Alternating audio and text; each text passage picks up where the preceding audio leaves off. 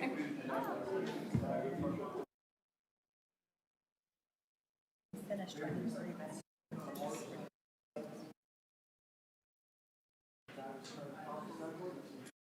not talking. Okay. Rachel?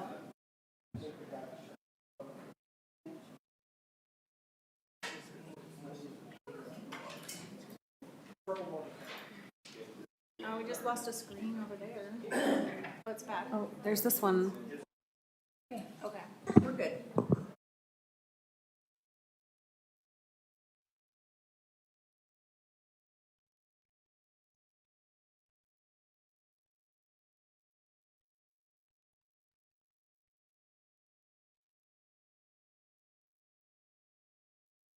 We have 3 people fix this. Okay. You know what? Sorry.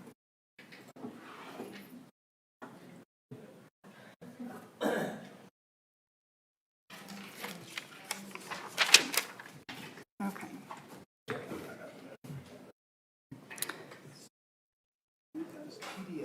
Okay. Okay, we'll go ahead and call this meeting to order. And this is the City of Saratoga Springs, Thursday, December 11th, 2025 Planning Commission meeting. And we will open with the Pledge of Allegiance. Commissioner Jack Mangum will be leading us in that tonight.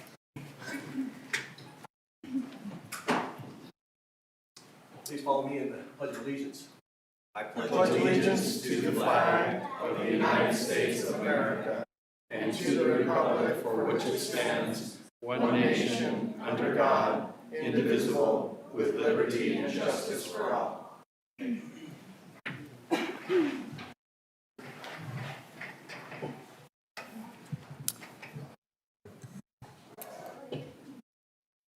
All right, and we're going to excuse Commissioner Mann and Commissioner Miles tonight. And the rest of us are in attendance. And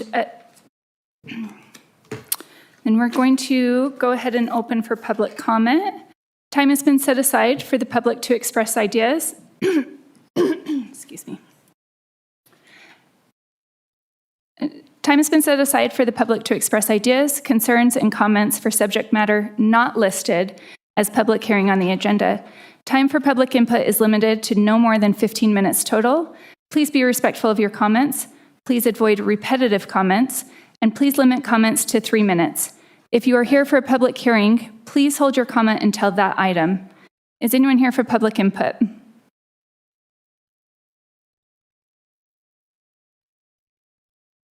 Seeing none, I will now close public input. And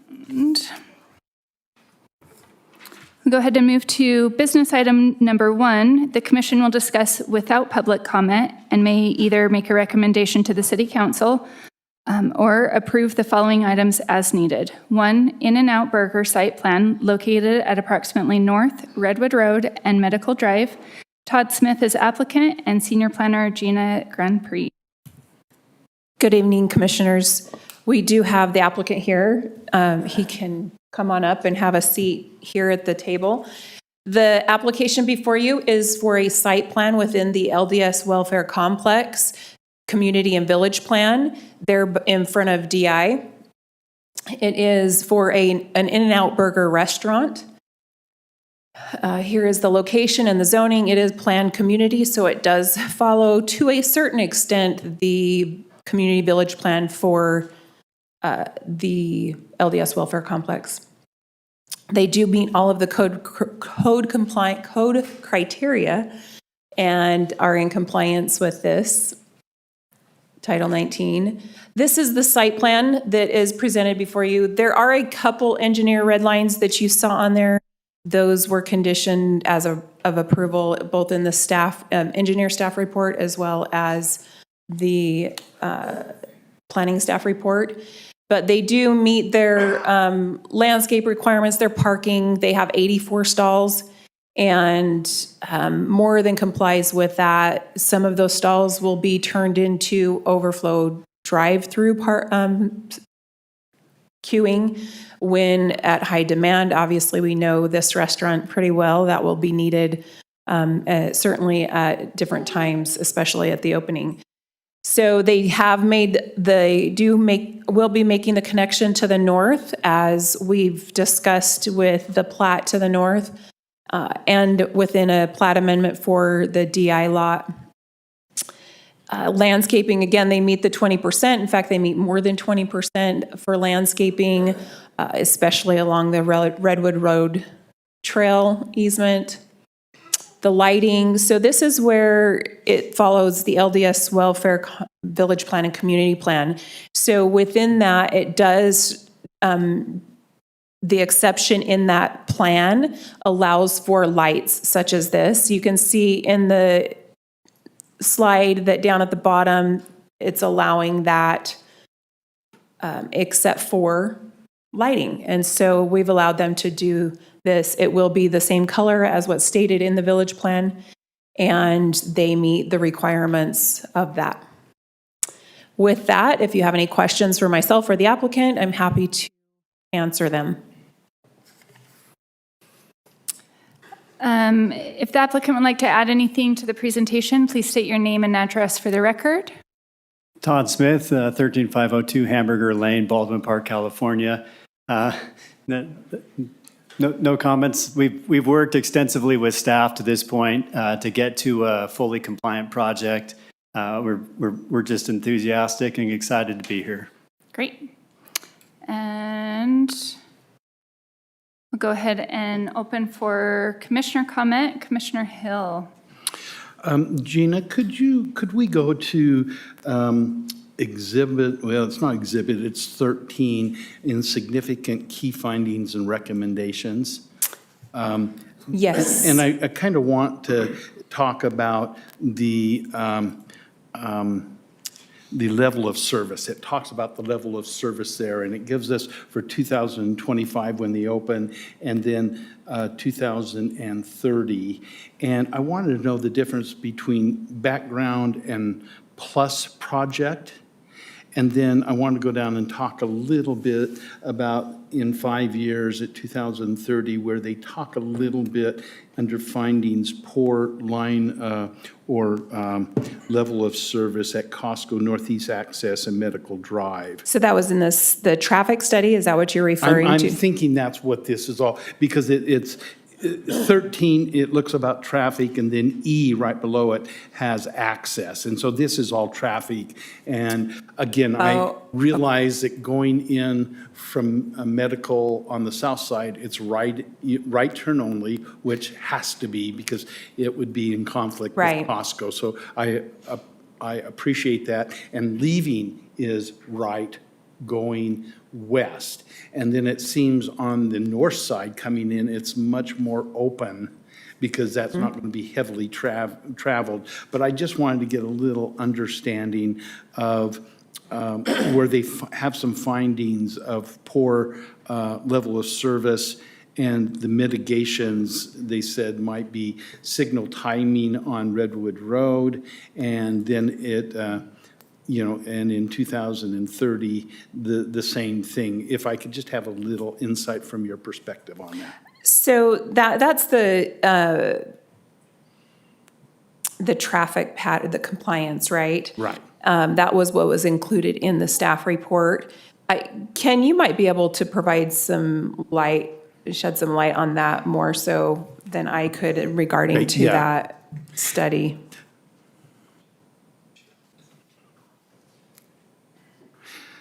So if I'm not mistaken, Ken, it's under the findings on the staff report, and it's finding number 13, and then underneath that is access E. And, I just want to make sure, I understand it, I just want to make sure from the traffic study that we're not creating a bottleneck on Medical Boulevard or Road. Yeah, so on Medical Drive, Oh, sorry. on Medical Drive, the south access, they say it's going to be located an appropriate distance away from Redwood Road, and then it's also going to be a right-in, right-out Right. entrance. So that's, we're designing that to limit the, the left turns out of in and out into there, and then also the left turns in from Costco or coming in from the west across those dedicated left turn lanes. Okay, could you give me a definition of the difference between a plus project? Because it looks like initially the poor level of service is mitigated if it's in a plus project. It says it's an acceptable level of service, and I didn't know the difference, what the plus project meant. Right, yeah, so the background would be the conditions as is right now. Plus Okay. project is after the project is completed with the traffic counts as they are right now Okay. to 2025. So the plus project, I believe, will include the mitigations, and that's why it's been changed to an acceptable level of Acceptable. service.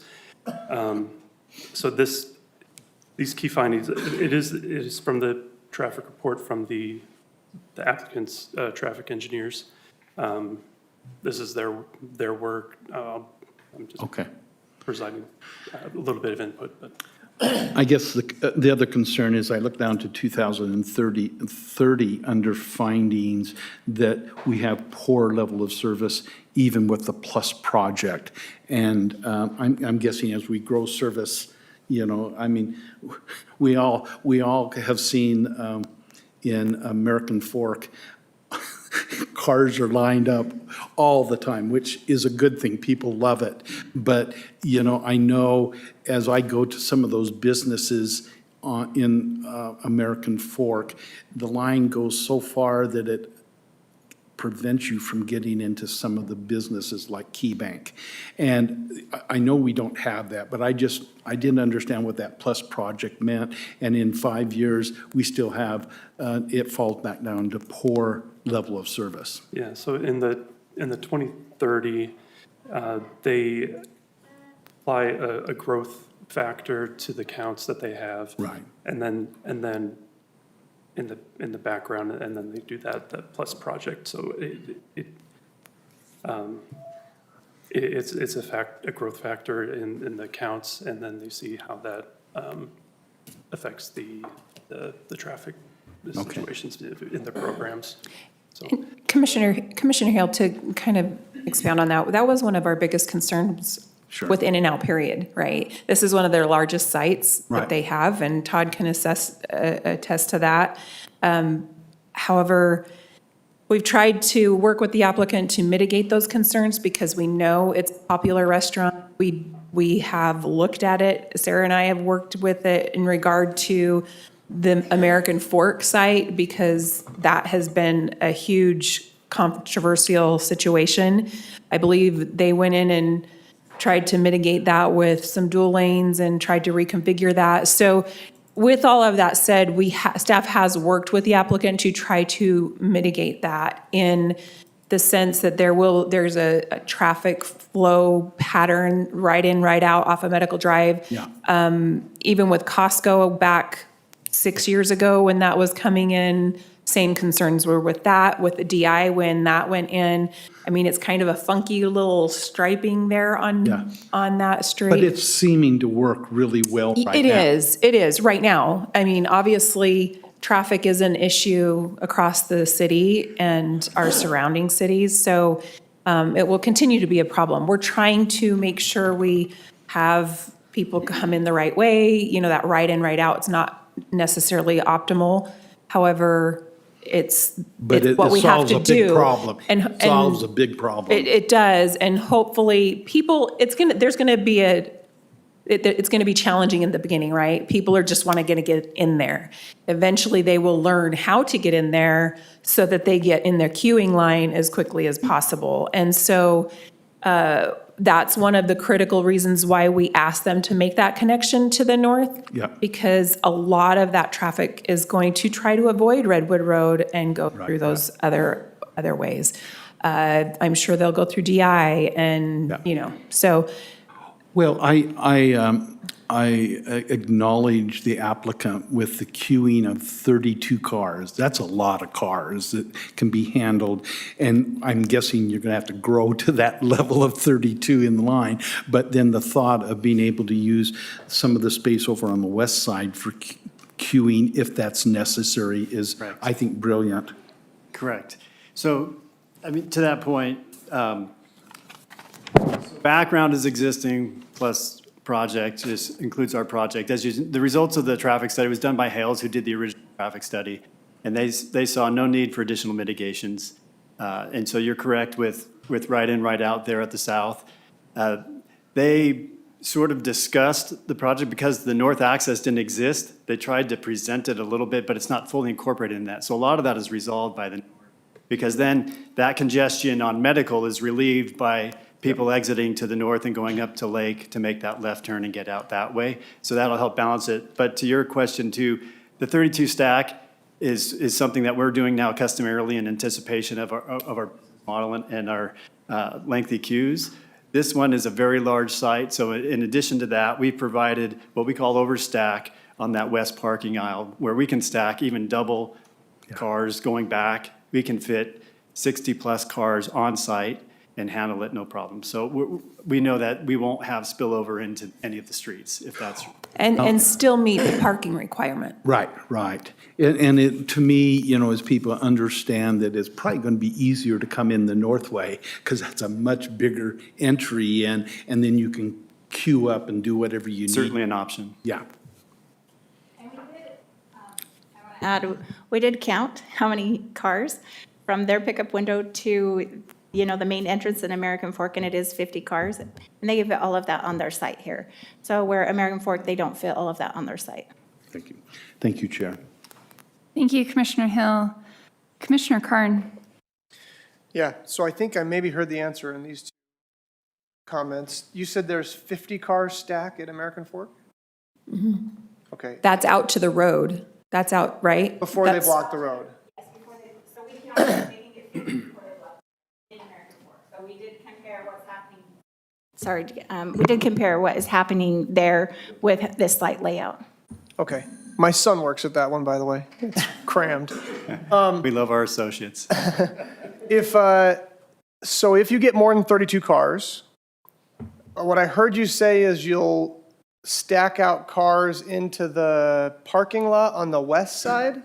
So correct. So coming out of the mouth of the dedicated drive-through, right? Yeah, We would just, there's part of the reason why that, you see some striping along that landscape lantern rather than an actual curb. That allows us the flexibility to run excess queuing up that parking area on that side. okay. Run it So- vertically. So it won't block the entrance? It will not block the entrance. Medical. So we have that. In fact, we originally, just as a little background, our engineer had aligned our drive-through entrance with the cross access to the DI there.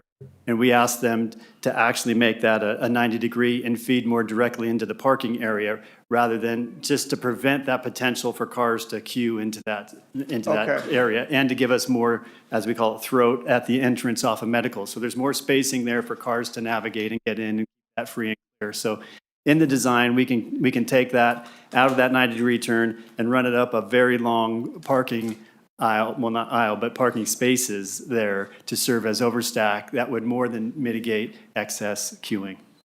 Okay, thank you. And then my other question is on the west side of the property adjacent to DI, is there a natural elevation change there or is it flat? There is a little bit of it. Yeah, there's, It's like a 3%, not 3%, probably a lot more, but 3 feet rise from DI down to the in and out. There is a little bit of a topography going down to Redwood Road. Down to Redwood, but I'm Right. thinking, I'm just talking about on the west side. in On the, between- yeah, on the west side from the DI lot Yeah. down to Redwood, there is some grade there, but so they'll have, I think it's 10 feet from the DI, from the property line with DI to their curb. So that will be, what, 5 feet? It's not even that. Roughly. Yeah, And this like, doesn't reflect is it our 10 finished feet? grades Yeah. when we get into full finished. Okay. But yeah, but there's a little bit of a slope there. The reason I ask is because the one in American Fork, in addition to the drive-through, the parking lot is always full. And so when I go there, I park in other people's parking. And I assume, although everything complies, how does the parking compare to American Fork? And is there anything else that was considered to protect DI from people just adopting their parking lot? I don't know if there's a way to protect DI. It's no different than Seven Brothers and in the crossing, people park in the parking lot on the other side. It's going to be it's going to be difficult. It would be up to the landowners, DI included, to police that. Yeah. But they have 84 stalls on their site. So they're only required to have, I think it was 34. Okay, And so way more. So way more than what, How does that yeah, compare to American Fork? Significantly more. I don't recall the exact parking count at American Fork, but I mean, this is probably double it. This is an okay. enormous site. Got It's it. larger than we typically build anywhere, Awesome. at 2.5 acres, yeah. Thank you. Is that all? Commissioner Kern? Is that all? I'm good, yeah. Okay, thank you, Commissioner Kern. I've got a question. With the opening, do you have security that will, or like some kind of parking enforcement that will be directing all of this? Yes, so when we open our restaurants, we prepare a traffic plan for every restaurant opening that we do. And depending on the nature of it, if we'll also gather all stakeholders, we'll communicate with the community and city, sometimes with law enforcement and others as necessary for the opening to prepare for it. We also use exclusively a traffic control company. California Traffic Control handles all of our openings, so we will have the requisite resources, flaggers, supervisors, and others to help mitigate traffic and control that, along with an overload of associates that when we prepare for our openings, we don't open with new associates. We bring in what we call our all-star team, super seasoned, trained for opening, handling high volume. They also know with an excess of staffing, they also have associates out there helping with traffic control, any signage and direction and those kinds of things that we would do. But all that would be planned and prepared for in advance and communicated. And how long does that additional parking enforcement stay on site for? As long as it's needed. We'll do it as long as necessary to make sure until it calms down to our normal queuing. So. I don't love that answer. How long does it typically stay on site for? Couple of weeks. It just depends. Like in this store, we have a lot of other in and out stores around. So this is kind of an infill store. So we wouldn't expect it to be an overload. In a place where it's the only store in the state or in town, you get longer queues and it might be a little longer. But typically we would have them there a couple of weeks until it settles down into more normal operations. Okay.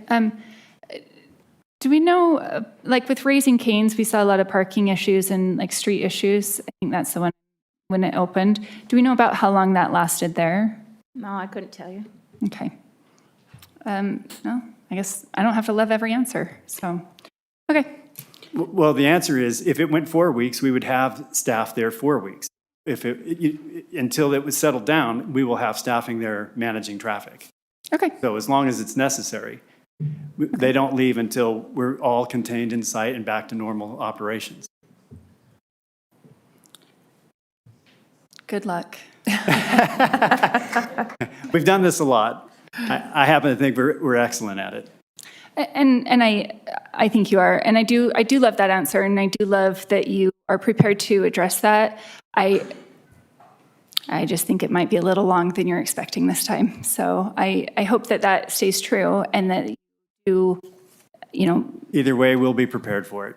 Okay, great. I'm very excited, and my kids are very excited as well. And I hope that this significantly reduces the amount of minutes that they're late getting home after curfew. Okay. Seeing no other commission comment, I will now entertain a motion. I'll move that the Planning Commission forward a recommendation for approval of the requested site plan for In-N-Out Burger located at 104 West Redwood Road with the findings and conditions in the staff report. We have a motion from Commissioner Hill. Do we have a second on the motion? I'll second. We have a second from Commissioner Carn. Any questions on the motion? Hearing none, we'll now vote. All in favor, say aye. Aye. Any opposed? And that passes. Thank you. Thank you. Okay, and we will now go to business item number 2, Northern Frontier Lot 4 Site Plan Amendment located at 2238 North Redwood Road. Kevin Rich as the, of In-N-Out Warehouse as applicant, and senior planner Gina Grand Prix. Hi. So this is good. Again, we are looking at an In-N-Out Warehouse, so it's going to be fresh food. This application is actually a major site plan amendment. So this was approved back in, I put it in the staff report here, it was back in July of '24. So it's been a little bit of time. However, when In-N-Out is, I believe they're leasing the building, they're purchasing the building. They have specific requirements for their warehouses, and so Mr. Reich has, we'll both botch it, has brought forward a major amendment because there are certain things that they do for privacy as well as safety, and that is what this amendment is for. So, and it just affects the yard in the back, so up against Stagecoach Drive, and they have done a few things. So this is located out at Northern Frontier Business Park, which is just north of the storage units there.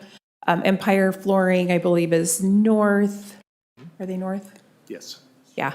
So it goes off of Fall Harvest.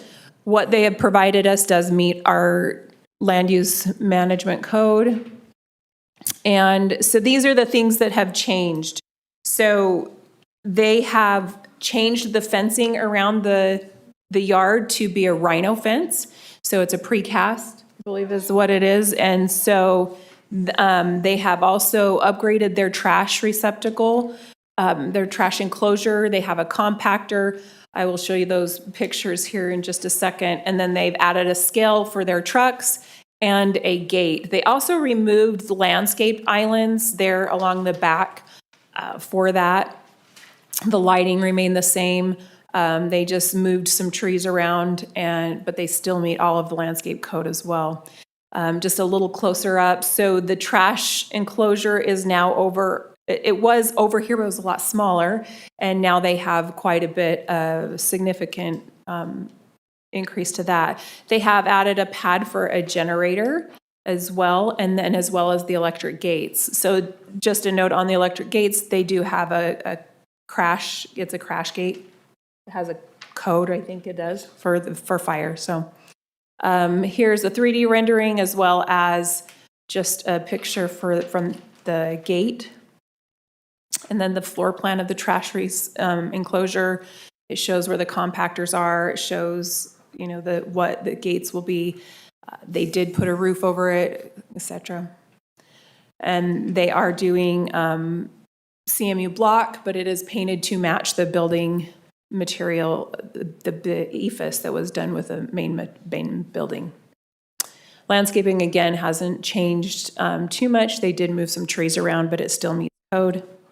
With that, staff is recommending approval based off of the staff report and conditions and findings of the staff report.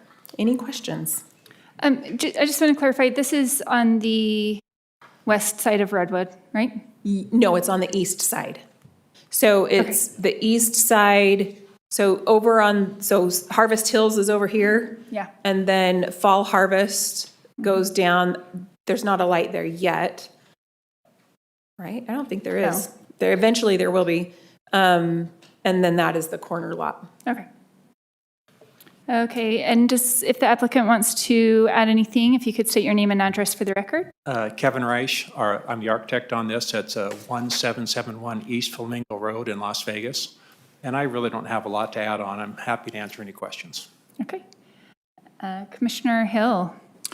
It just seems to me that the requested changes adds to the functionality of the site, and I could see that.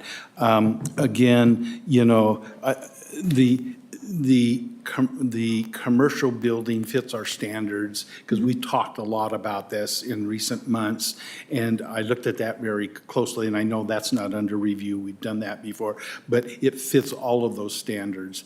And then, again, just to remind everyone, if I'm not mistaken, on the west side that would be looking towards Redwood Road, a 6-foot solid wall along with landscaping as a buffer. And I think, Along for Harvest Hills. is that where that? So, yeah, the wall actually goes, It's on the east parcel on, yeah, on the east parcel. So Drive. Stagecoach Drive. Okay, That is a public street. Sure. And they are supposed to have a fence. The original fence was vinyl. yeah. And when In-N-Out is purchasing the building, they have standards. We prefer precast. You know, we can't request it, but, I mean, we can recommend it. Okay. But what was originally there was just a vinyl fence, but they have upgraded that. But it is along Stagecoach, and then it does come up and meets the building on the south side. Okay, on the south side. And then it meets the building there along the south of the building, northeast of the building, sorry. Well, I just saw the changes, the requested changes as being much more functional and making the property work a lot better. So I felt really comfortable with what was proposed. Thank you. Thank you, Chair. Thank you, Commissioner Hill. Any other comments? Okay, hearing none, I will now entertain a motion. Sorry, let me all the buttons. Okay. So I move that the Planning Commission forward a recommendation for approval of the requested site plan major amendment for Northern Frontier Business Park Lot 4 In-N-Out Warehouse located at 2238 North Redwood Road with the findings and conditions in the staff report. Thank you, Commissioner Weldon. And do we have a second on that motion? I'll second that. Thank you, Commissioner Mangum. Any questions on the motion? Hearing none, we'll now vote. All in favor say aye. Aye. Any opposed? And that passes as well. Thank you. Can we change the name of the road to Hamburger?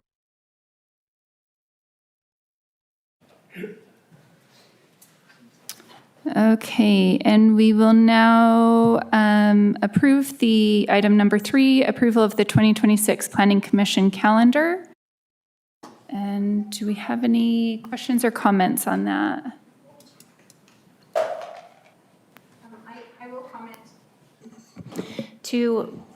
Not all of these are exactly the second Thursday and fourth Thursday. We did adjust several of them so that they're not in the same week as city council. Some of them, we did have to keep in those weeks. We also tried to avoid things like splash days and holidays. So if you don't mind putting those in your calendar ahead of time, because they're not always going to be the second and fourth Thursday. Yeah, as I was putting in my calendar, I think there were maybe 5, so be cautious of that, because Okay.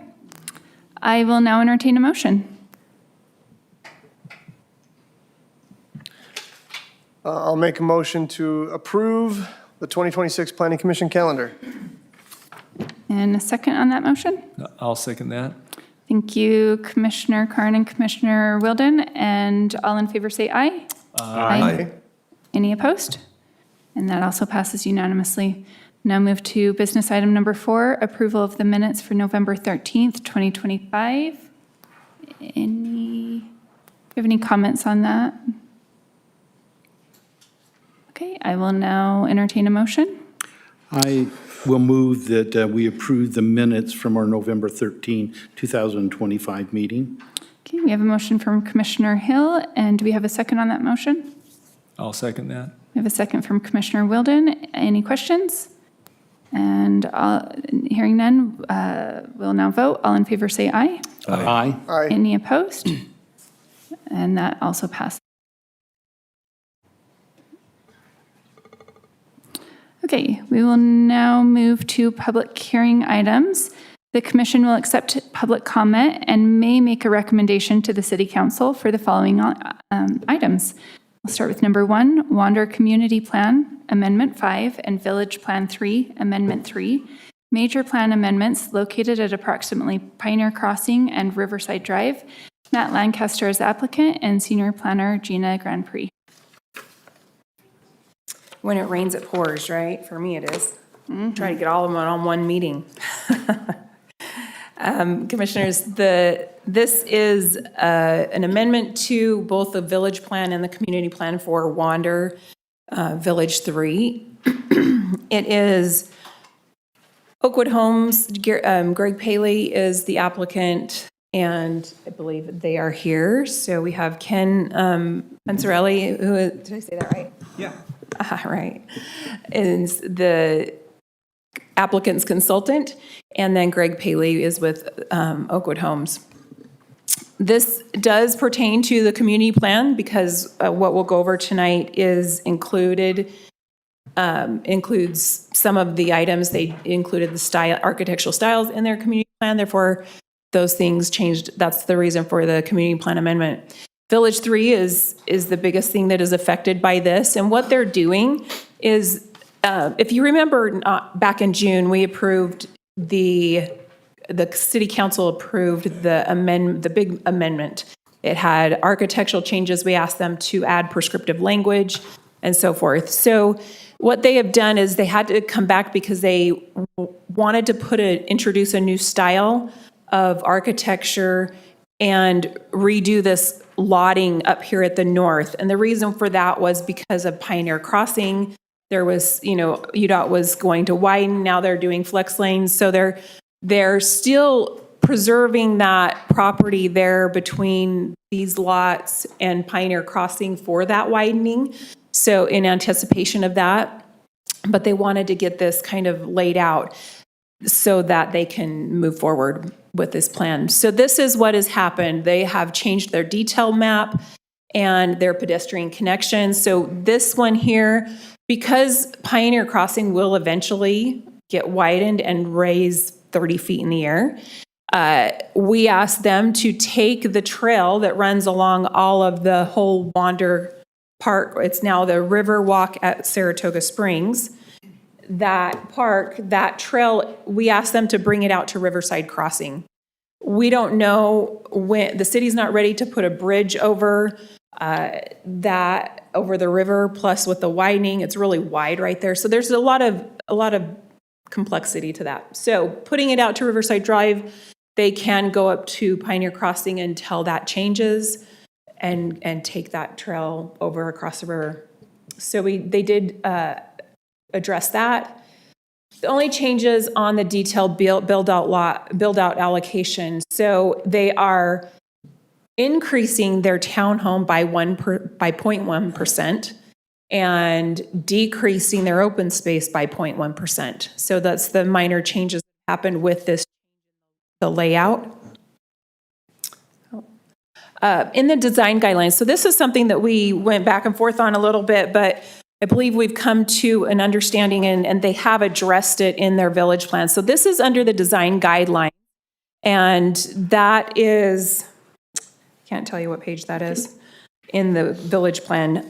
However, the language, I've highlighted it, and it addresses the primary facades. So as you'll see in these subsequent elevations, they introduced stone, and we want to make sure that that stone is used. We don't want it just to be, oh, hey, we're not going to be applying this. And what they came back with is that, yes, we will be applying this along the park, because the council, when we met with them in a work session, they asked for that. They wanted those enhanced they want them to look like primary elevations or facades rather than just the side of a house.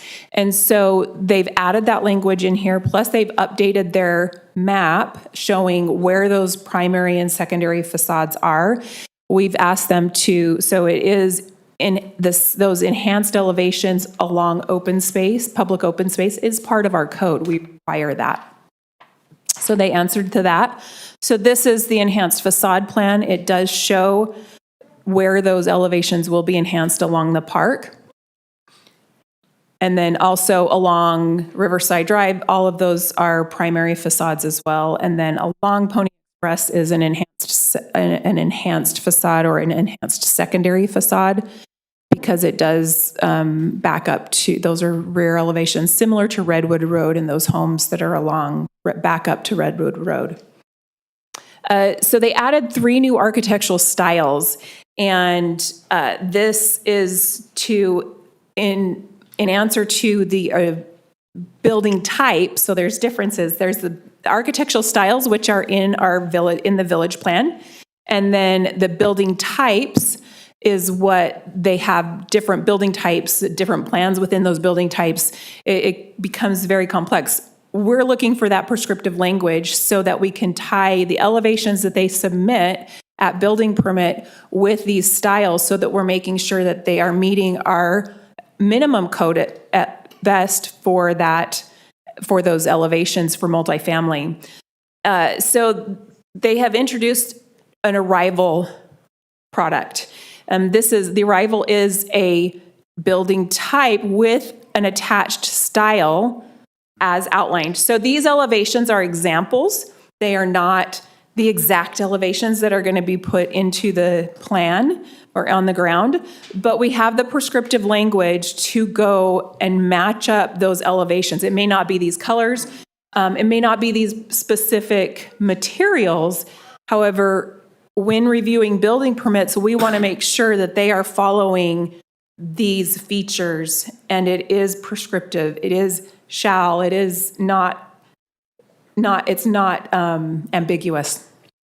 It helps us as staff, especially when reviewing multifamily product at a building permit stage, to have these site plans match. So there's the classic, Saratoga Classic elevation. There is the Arrival Duet urban style and traditional style. And then we asked them to provide us with the 6 units. So that's what is in Village 3, is we have a higher density. It's the most dense village of all of the Wander community at 859 units, I think, around there. And so they are only allowed to have 6 unit buildings. We wanted them to show us examples of those units in a row. So these are some examples of what those different styles will turn out with the village, with those townhomes in the village plan. So there's the urban style for the townhome up to 6 units. There is the traditional style, and did I miss one? I must have missed one. I apologize. I believe it's in your packet. So anyways, so these are the different styles. One thing they did do as well is they showed us examples of where this masonry is going to be, or how it's going to look on these townhomes. And again, that facade map plan is where that will be. Colors, they updated this. This is the Arrival Duet and Townhome selection. And then this sheet here, I asked them to add this. This is kind of random. As we were going through this, they didn't have a Saratoga Classic courtyard home typical elevation example. And so it was just a forethought that they didn't give it to us. It's in the community plan, but it didn't make it in the last village plan amendment, even though we still have the features written in the architectural guidelines. So we still have it there. It's just the example of the elevation was not included. One thing I did add into the staff report was a condition of approval. As we were going through this, they have submitted an application for another subdivision within Village 3. Mistakenly, there was some elevations included in that for the Arrival product. And so I got looking at it. I was going over it with Oakwood. We went through it with LAI, their consultant. And we just found some things that, okay, well, are you going to ask for this? And they decided they were. One of them is the minimum dwelling size. So they are asking for this exception. It is not allowed in our code. Our minimum is 1,000 square feet for multifamily. And so they are asking to do a smaller footprint home, so to provide that affordability for residents. So they are asking for that. That is an exception. They did change their townhome allowance for alleys to match our code. So they had 3-foot aprons. We asked that our code is a minimum of 5-foot aprons. And then in regard to that, our code also requires if it's going to be a rear load product and it has a 5-foot apron, it therefore has to have 1 stall per unit for guest parking. So they have included that and matched our minimum requirement for Title 19. One thing we also caught, as Sarah and I was going through this, is on, I can't remember which one, on one of these sheets here, I think it might be this, it's one of these here. So down in that left-hand corner, I think I redlined it. There it is. It had a kind of an example of what those units up in the north part of the city would look like. Well, in our village plan and community plan, we didn't see the detail for that. So we have, for each type of product, so courtyard, the prairie, porch light, and American Dream products that they do there, that's the layout of the cluster homes, lot typicals. So it shows the setbacks, it shows the driveway width, it shows, public utility easements and so forth. That is one thing that we have been consistent with in these villages. And so and they didn't have the alley load information in their village plan. So we have asked as a condition of approval that they provide us with that. They have already done that. That's the handouts that I gave to you. It shows you this first one, the development standards with those red lines are changed. And then it also shows you the lot typical. They have, LAI got that back to me actually last week, but it was too late to put it in the packet. So, and staff needed to take a look at the lot typical and make sure that that matches our code. So with all of those changes, that's a lot of information to go over. It's hard to make these things short and sweet, but staff does recommend approval with those findings and conditions in the staff report. If you have any questions, we're happy to help. If the applicant would like to add anything, if you could go ahead and state your name and address for the record. Sure, Greg Paley, 206 East Winchester and Murray. I think Gina, Ms. Grandpré did a great job, but we really don't have anything to add other than what she already provided. Ken Punzarelli, LAI Design Group, 231 West, 800 South, Salt Lake City. Really what this plan does is shows you 2 other architectural product types that we weren't ready to share last summer when we met with you. So that is the duet or the arrival, and it's what in the old school days we call a duplex. It's a paired home. And then we were able to then subsequently develop the architecture for the townhomes. And as Gina mentioned, all the townhomes that front on to the big river park will have stone masonry on their facade. So the architects worked pretty hard on those at Oakwood, and I think they turned out pretty nice. Nice variety of colors. There's a palette, as you saw in the booklet, of about 8 different colors with several different masonry types and stucco colors, as well as siding colors. So those are kind of the big things. And then, as she mentioned, with the lot typical, it was just inadvertent. It wasn't trying to shirk our responsibilities, brought to our attention, and we quickly develop that graphic to illustrate the building area, and we'll be able to meet all the parking requirements associated with that different style. And just to add to that, I totally lost my train of thought there.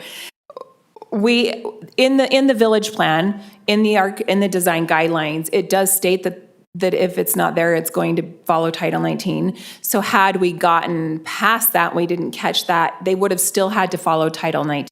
We just think it's best practice, since they have been doing this lot typical consistently. We wanted to make sure that they have that in their village plan. I guess I would add one last thing. We've been working with Saratoga Springs since about 2018, in my recollection, on this project. And part of the language, I think we've cleaned up and clarified with respect to primary facades, so that there's nothing ambiguous, and it's not an intention to be that way, but we just started looking at it, it's like, we need to make this super clear so that everybody's on the same page. That's number one. Number two, the other thing is, we've gotten away from conceptual architecture, and Oakwood's own production architecture team is actually providing the elevations that will be built. So the elevations that are in this plan, village or community, are what you will see on the ground. Now, the renderings that you see, there may be different colors selected, but you have the palette, and we will follow the standards that have been set forth to date. So if there's any other questions, I'm happy, or Greg's happy to answer anything. And Gina, again, stole my thunder presenting all this stuff. Okay, and I'm just going to ask a couple of questions before we open for public comment on this. Sure. On that minimum dwelling size, is that for just this phase, or is that for? Yes. No, Okay. this is just for this phase. It's just for Village 3. And I believe it's just for the duets. Or is it going to apply to townhomes as well? Greg, you would know that because, So it would apply to townhomes as well. It's not something we would program very often, but we do want to have that available to us to, again, to provide that affordability, that low price point. It's probably going to be selected less than 10% of the time, my guess. So this would be a floor plan that the potential buyer would select to go with a smaller, or this would be pre-built at that size and then sold? So we usually sell the homes first and then build them, so we don't spec homes. So if we'll find out really quickly if there's any demand for them here. There are in other markets, but we feel there's a part of the market that hasn't been addressed yet, that wants to have a home that they just can't afford. So I mean, we can come in, I'm not prepared to give you price points, but obviously at 800 square feet, we can sell that or bring it to the market for less than we can for 1,000 square foot home. So again, we just want to provide that opportunity. We're not going to build blocks and blocks of 800 square foot homes. Again, we don't make as much money at it, but we do want to provide that diversity in choice for the buyer.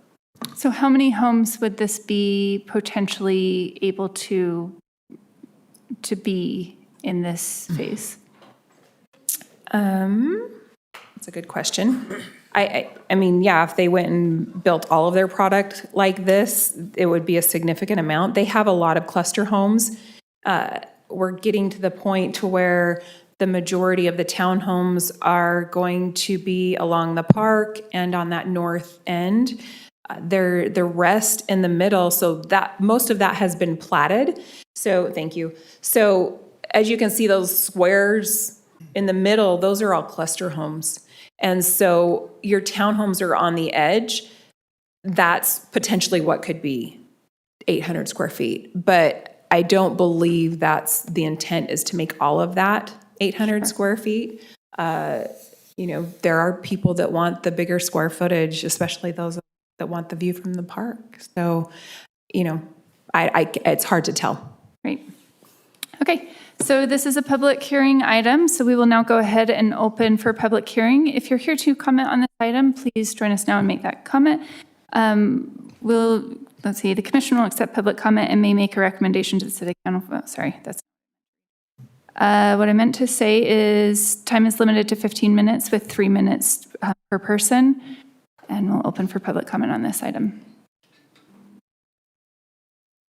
Seeing none, we'll close public comment and open. Oh, sorry. Please, sir, come on up. Please state your name and address for the record. Blake North. I live on 399 West Landview Drive. So one of the concerns that I have with the building design is actually the layout in relation from the building to building. You have, it looked like it was 26 feet as an alleyway, 5 feet on either side for driveway. You were saying that you're going to utilize a single spot, or you're going to count that as a single spot with the driveway. However, your average car is 15 feet long. So that would essentially leave 6 feet between, buildings if the car was parked there. I don't know, if you had 2 cars back to back, in other words. So how is that classified as a parking space if a car can't then drive also between those 2 cars? Okay. And we don't respond to comment at this point, but we will in a minute. So if you have Okay. more, keep going. That's just a concern that I have with the building Absolutely. structure. I think that they're too close together. And to be classifying that as a parking space, if you want to have additional parking, I would say that you need to put it, elsewhere as opposed to in a parking way between the 2. Okay, thank you so much for your comment. And we'll go ahead and where did Gina go? I'm right here. Oh, hey, Gina. Gina, if you want to respond to that comment, or if we want to have. Absolutely. Respond to that So that lot typical, we're going to go back to that here. To answer your question, his question, it actually, there will not be a parking spot counted there. It will have to be added as guest parking somewhere else, and that parking has to be within 200 feet of that unit. So there will not be parking allowed in the alleyway because that apron is not long enough. We would, in order to count it for a. 60.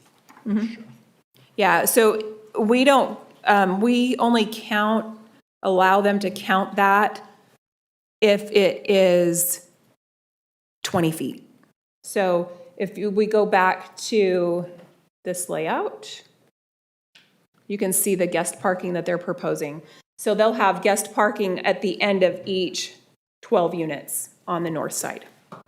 And they'll have to have 1 guest parking stall per unit and within 200 feet of that unit. Where's the guest parking? On the north side, you can see the parking stalls there on the north side.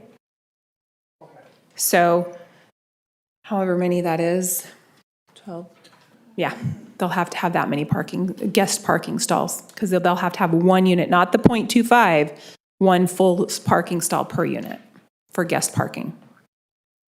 How many guest parking stalls does that equate to? Well, if there's 12, Yeah, it's 42. 42. There you go. Okay. We won't meet that. Okay, we will go ahead and open for commissioner comment. Commissioner Hill. Thank you, Chair. I would just like to thank the developers. I know this has been a long process, but you've been throwing a lot of curveballs, especially up at the north part with Pioneer Crossing and some of the things, and how innovative I think you've gotten to allow what you need to have happen, but allow the growth of the road and the elevation. You've moved your commercial and some of those types of things. So I thank you for working closely with the staff and staff working that out. The only comments that I had was, again, I look at the amenities for this place. It's going to be great. It's going to be a great place to live. I like that you have the parking lot up north for the trail until we determine what's going to happen there, but you're going to have the parking for the trail. Again, getting very specific on the architectural design, the architectural guidelines and the design guidelines as you get closer to the time that you're building. There's no ambiguities there, as you'd mentioned. And again, you know, we're looking at, you know, townhomes being about 11%, and it's, you know, so we're increasing that just a little bit. They're just minor tweaks to be able to do what we need to do. So again, I just wanted to say thank you, and thank you for working with staff, because it's a collaborative process to get to that. You've got a long track of what you've done, and as we bring this together, it's happening very quickly, isn't it? It's every day you go by and it's looking better. So thank you, Chair. Thank you, Commissioner Hill. Commissioner Mangum. Thank you so much. How long have we had that 1,000-foot minimum as the code here in Saratoga Springs? I would imagine it's been, I mean, more than 10 years, I think.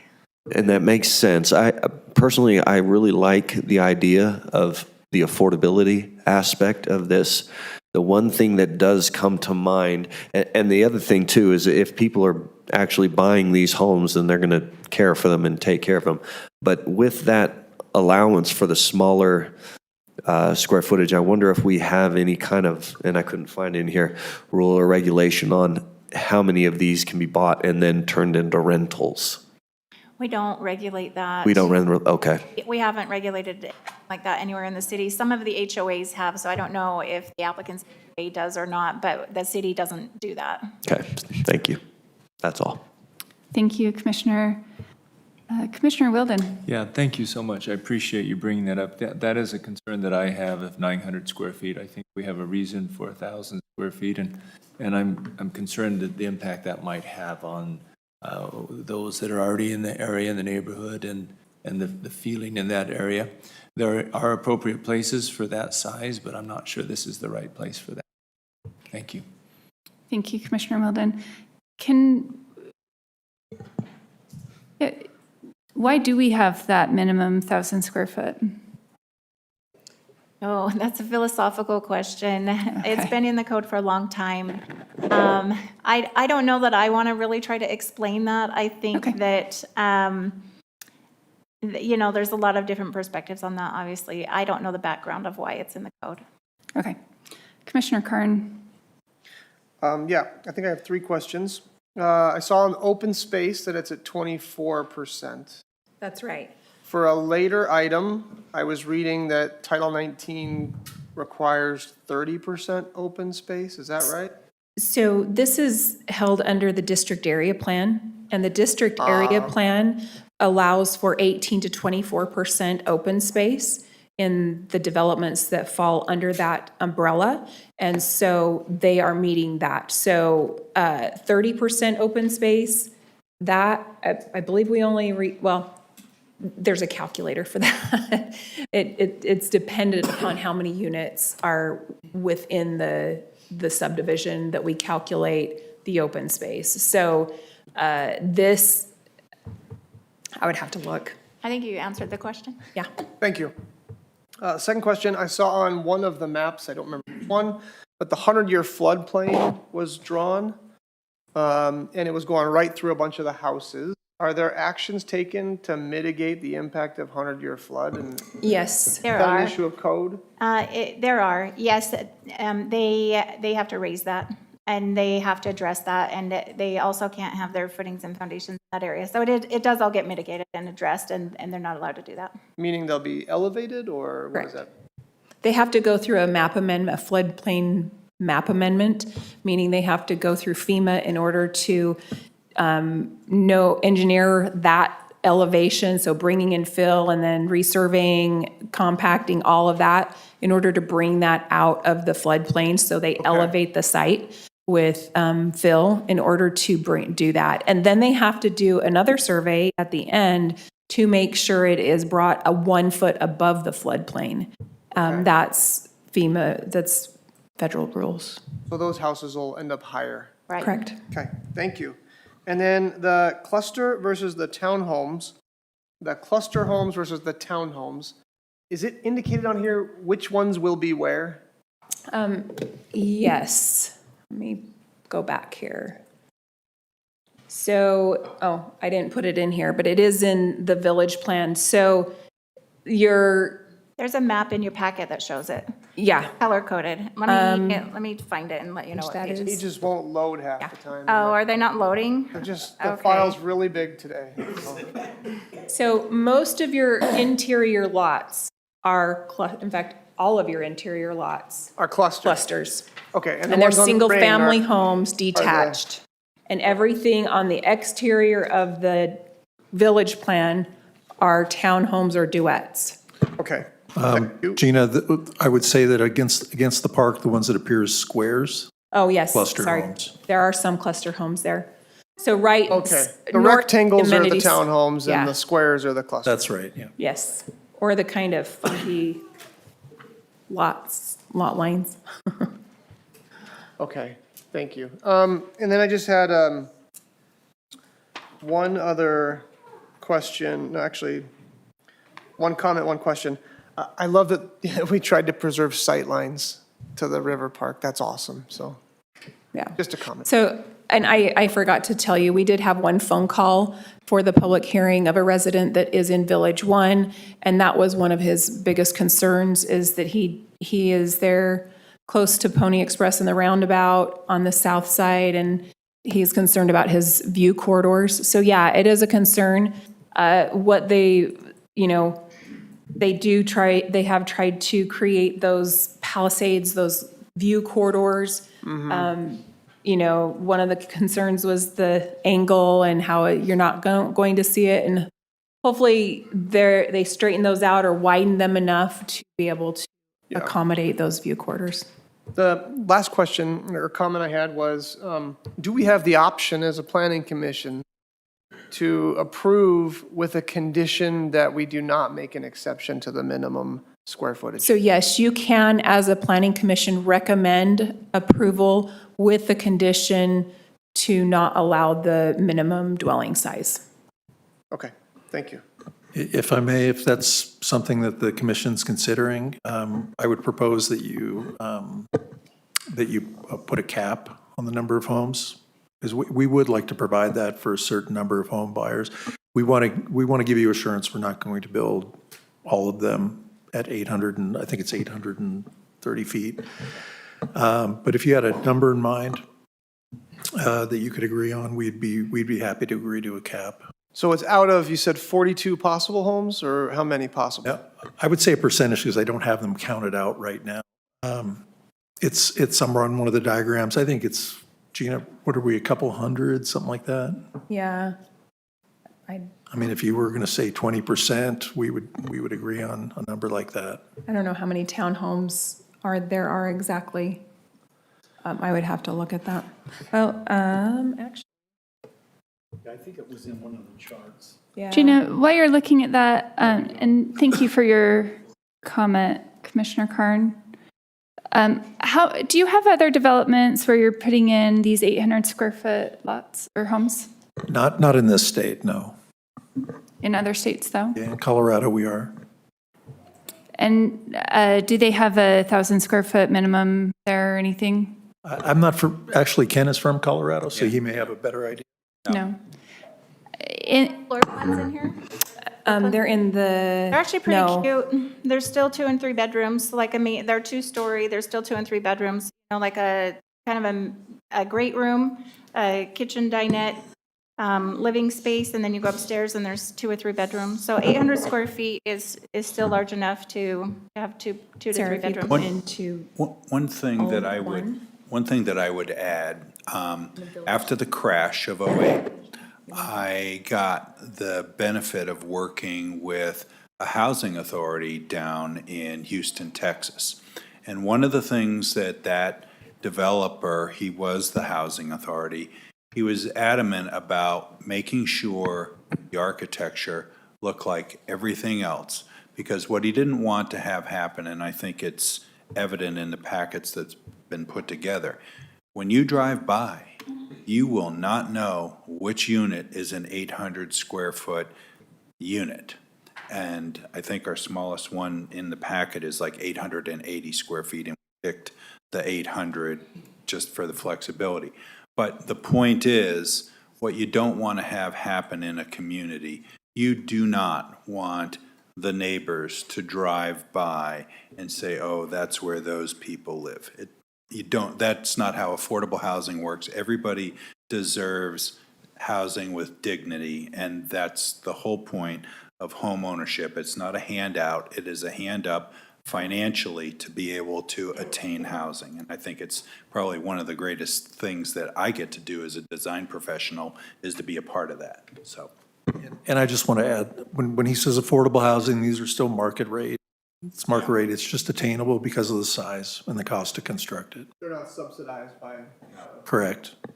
So I just had a couple more questions. Do you know? Commissioner Kern, if we can just follow the calling on and all of the rules we're supposed to follow and all that for just a second, sorry. I do want to keep asking a few questions on this. In this Colorado development, how does the 800 square feet units, how many of those are going in comparison to other units? How's that play out? Talk to me a little bit more on that. It's probably in the neighborhood of less than 15%. So less than 15% in there. And do you know if more of those are being bought by landlords and used as rentals than the other units going in? So that part I don't know, but one thing I can tell you is look at what a mortgage rate is today and what the rental rates are for a two-bedroom home, and I keep track of it, or not a two-bedroom home, a two-bedroom apartment, and I keep very close track of that in the Salt Lake City market. You can't pass it up to buy a house versus what you're paying for rent. So this is a great opportunity for somebody to have an opportunity to get into home ownership. And does your HOA have any bylaws on how many rental units are being purchased and available? I don't believe we do, no. But I just, to say a little more on what Ken says, I mean, these are truly starter homes, and every family, no two families start at the same place, right? So one may be a starter home for somebody else can afford something higher. So this truly provides folks that would not be able to own a home and get on the ownership, ladder. This allows them to move out, not be renters, and own. And that's all I'm trying to accomplish.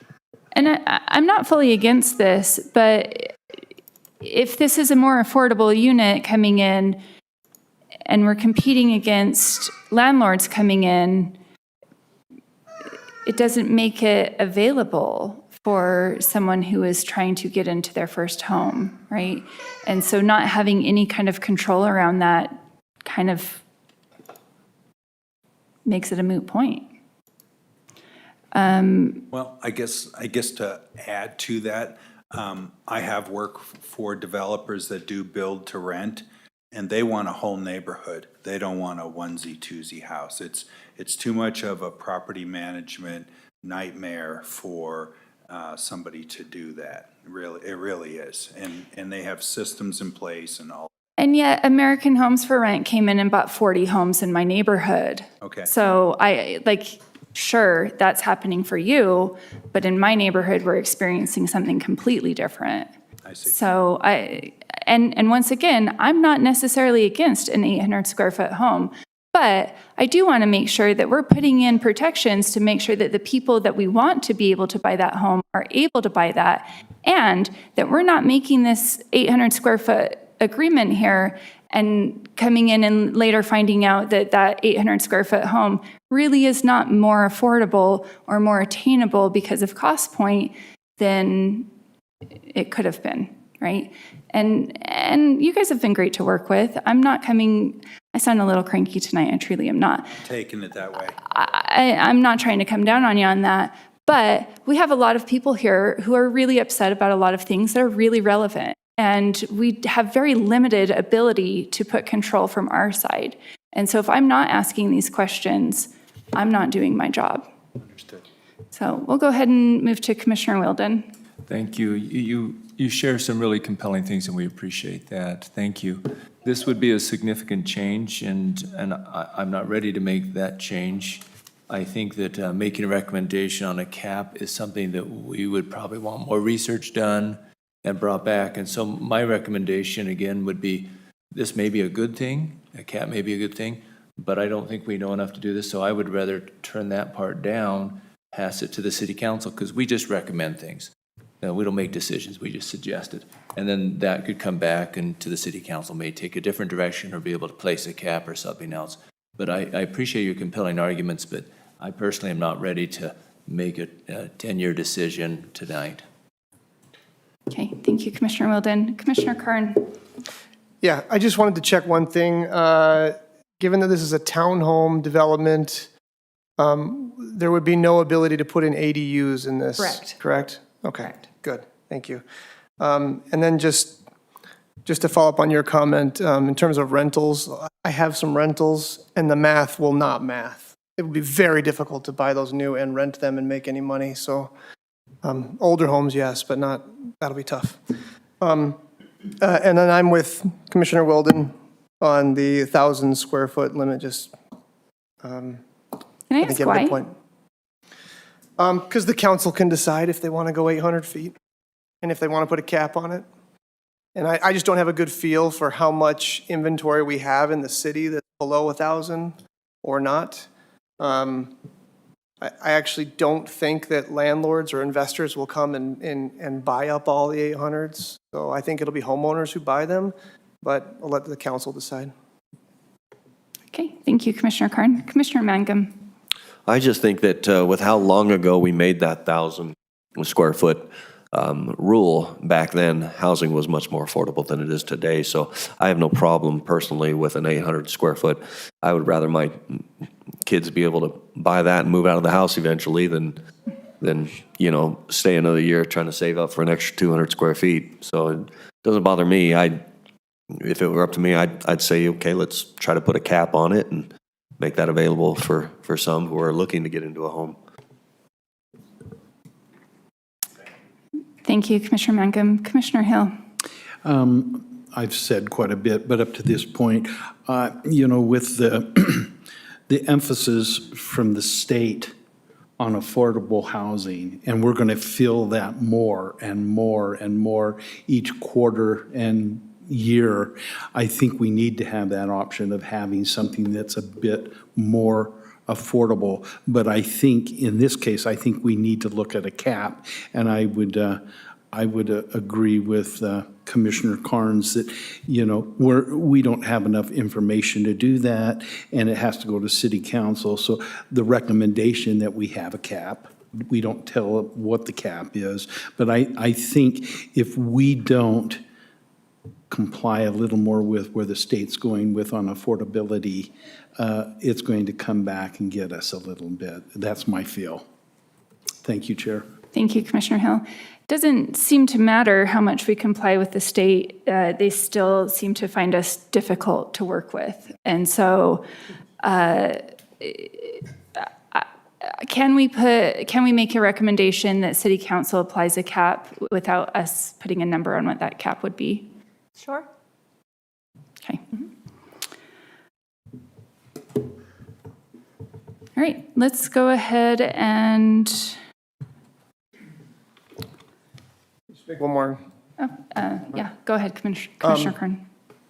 These are next to a gorgeous park right next to the river. They are not going to be affordable homes. They're going to charge market rate. So, I mean, we might be approving smaller homes, which would be great, but they're not going to be affordable. It's not going to hit the state criteria. They'll just be a little smaller, but I think the best thing is to make a motion and let the council make that final decision. Yeah, let's go ahead with the motion. I'll make a motion. So I move the Planning Commission move forward a positive recommendation to the City Council on the Jordan Promenade Wander Community Plan Amendment 5 and Village Plan 3 Amendment 3 located east of Riverside Drive, to the Jordan River and south of Pioneer Crossing to Pony Express with the findings and conditions in the staff report, with one additional condition that the current city cutoff of 1,000 square foot be complied with, and that perhaps the council consider acceptance to that. How about that? All right, is there a second on that motion? I'll second that. Any questions on the motion? I actually have a question. So does that mean that the council would apply sorry, can you explain So what I was proposing was that we follow the 1,000 square foot limit, but I added a meaningless phrase at the end that the council can consider otherwise, Which they can anyhow. which they can anyways. So, It just gives our input. yeah. Okay. We have a motion from Commissioner Karn, and we have a second from Commissioner Wilden. Any other questions on that motion? Okay, all in favor say aye. Oh, Aye. Sorry. I do have a question. So are we, that's basically saying so I guess I'm confused because if I say no, can I just clarify that I was in favor of an 800-foot home? You can vote no and make another motion, I think. No, you can't. Yeah. Oh, really? Okay. You don't get to make another motion. If it doesn't, Unless you're at a stalemate, like an even split. I guess can I just put a point with my yes vote that I was in favor of 800? Absolutely. Okay, that's easy enough then. okay. All in favor say aye. Aye. Aye. Nay. I am saying, I'm voting nay because I do believe we need to have a cap if we are proposing this, and I just want to be clear that that is why I'm saying nay, and that is my recommendation. Other than that, I am in favor of this. And you can do it that way too. And I'm a yes in favor of the 800, yeah. And I would say that I'm a yes in favor of 800 with a cap. Me too. Okay. Yep, what he said. Just doing this Put today, I some else guess. down different for me. Okay. All right. Determined by city So council. do we need more clarity on that? Yeah, are we, this is, Because I think we're all Let's- over the map. yeah, let's go with a roll call. Okay, Commissioner Karn, I said aye. any statement on your vote? No. Okay. Commissioner Hill? I, with the caveat of I am in favor of the 800 with a cap. I was a nay with, I would like to see a cap. I'm an Commissioner aye. Wilden? Aye. Aye. Commissioner Mancom? In favor of the 800 square foot with the cap on how many they can build. Thank you. Muddy waters. Thank you. Thank you, commissioners. Thanks, you guys. Okay. Merry Christmas, thank you. Happy holidays, so I don't offend anyone else. All right, we're going to go ahead and take a break at this time. It is 7:30. We're going to take a 10-minute restroom and breathing break, and we will resume at 7:40.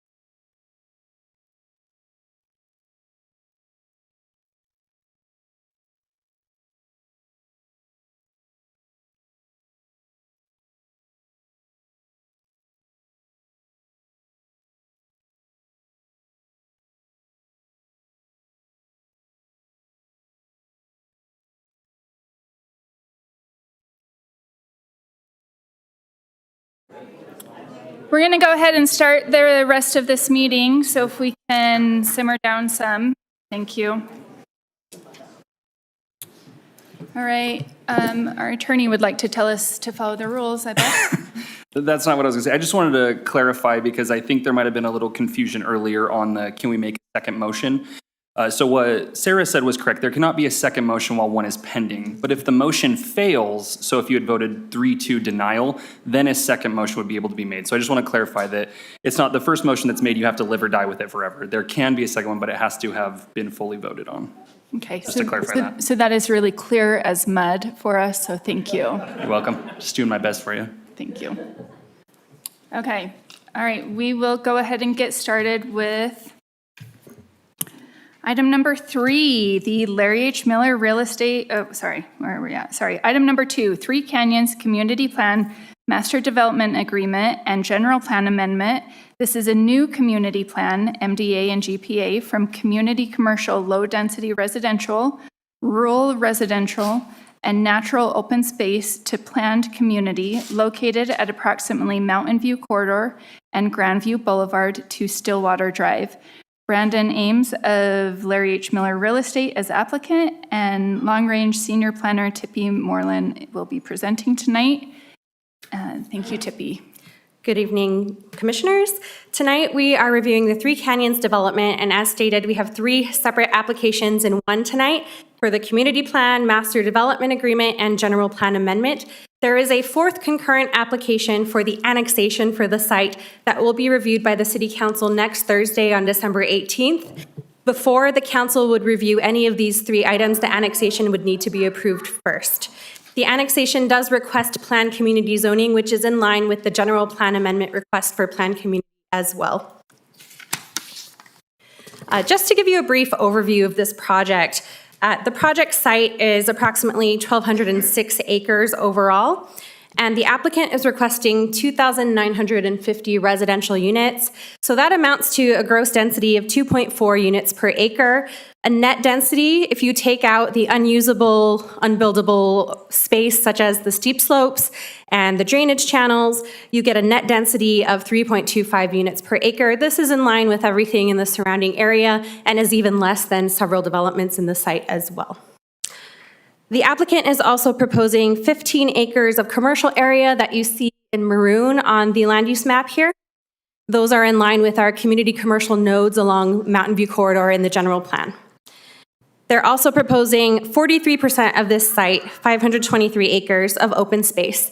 A lot of this will be the steep slopes up in the hillsides that are undevelopable, but we also are requesting a conservation easement through the master development agreement on this property so that it maintains the natural open space use throughout perpetuity.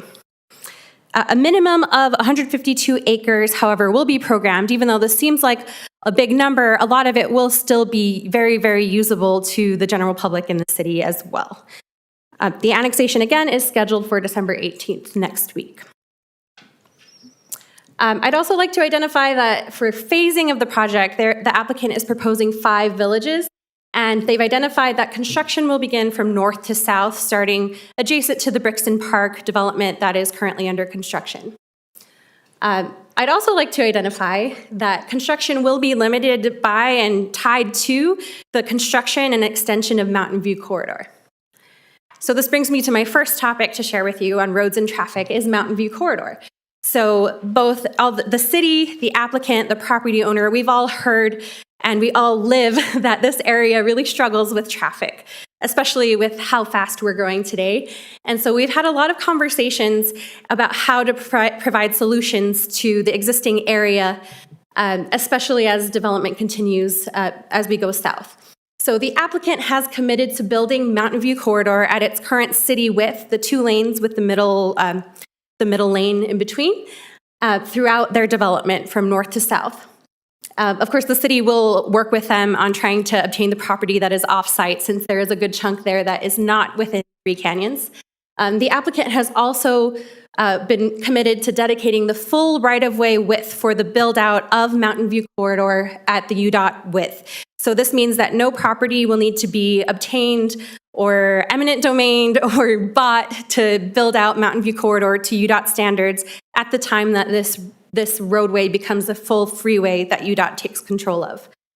So that is good news for us. And then to speak to how the phasing works with this, how development will be limited and tied to the build out of Mountain View Corridor.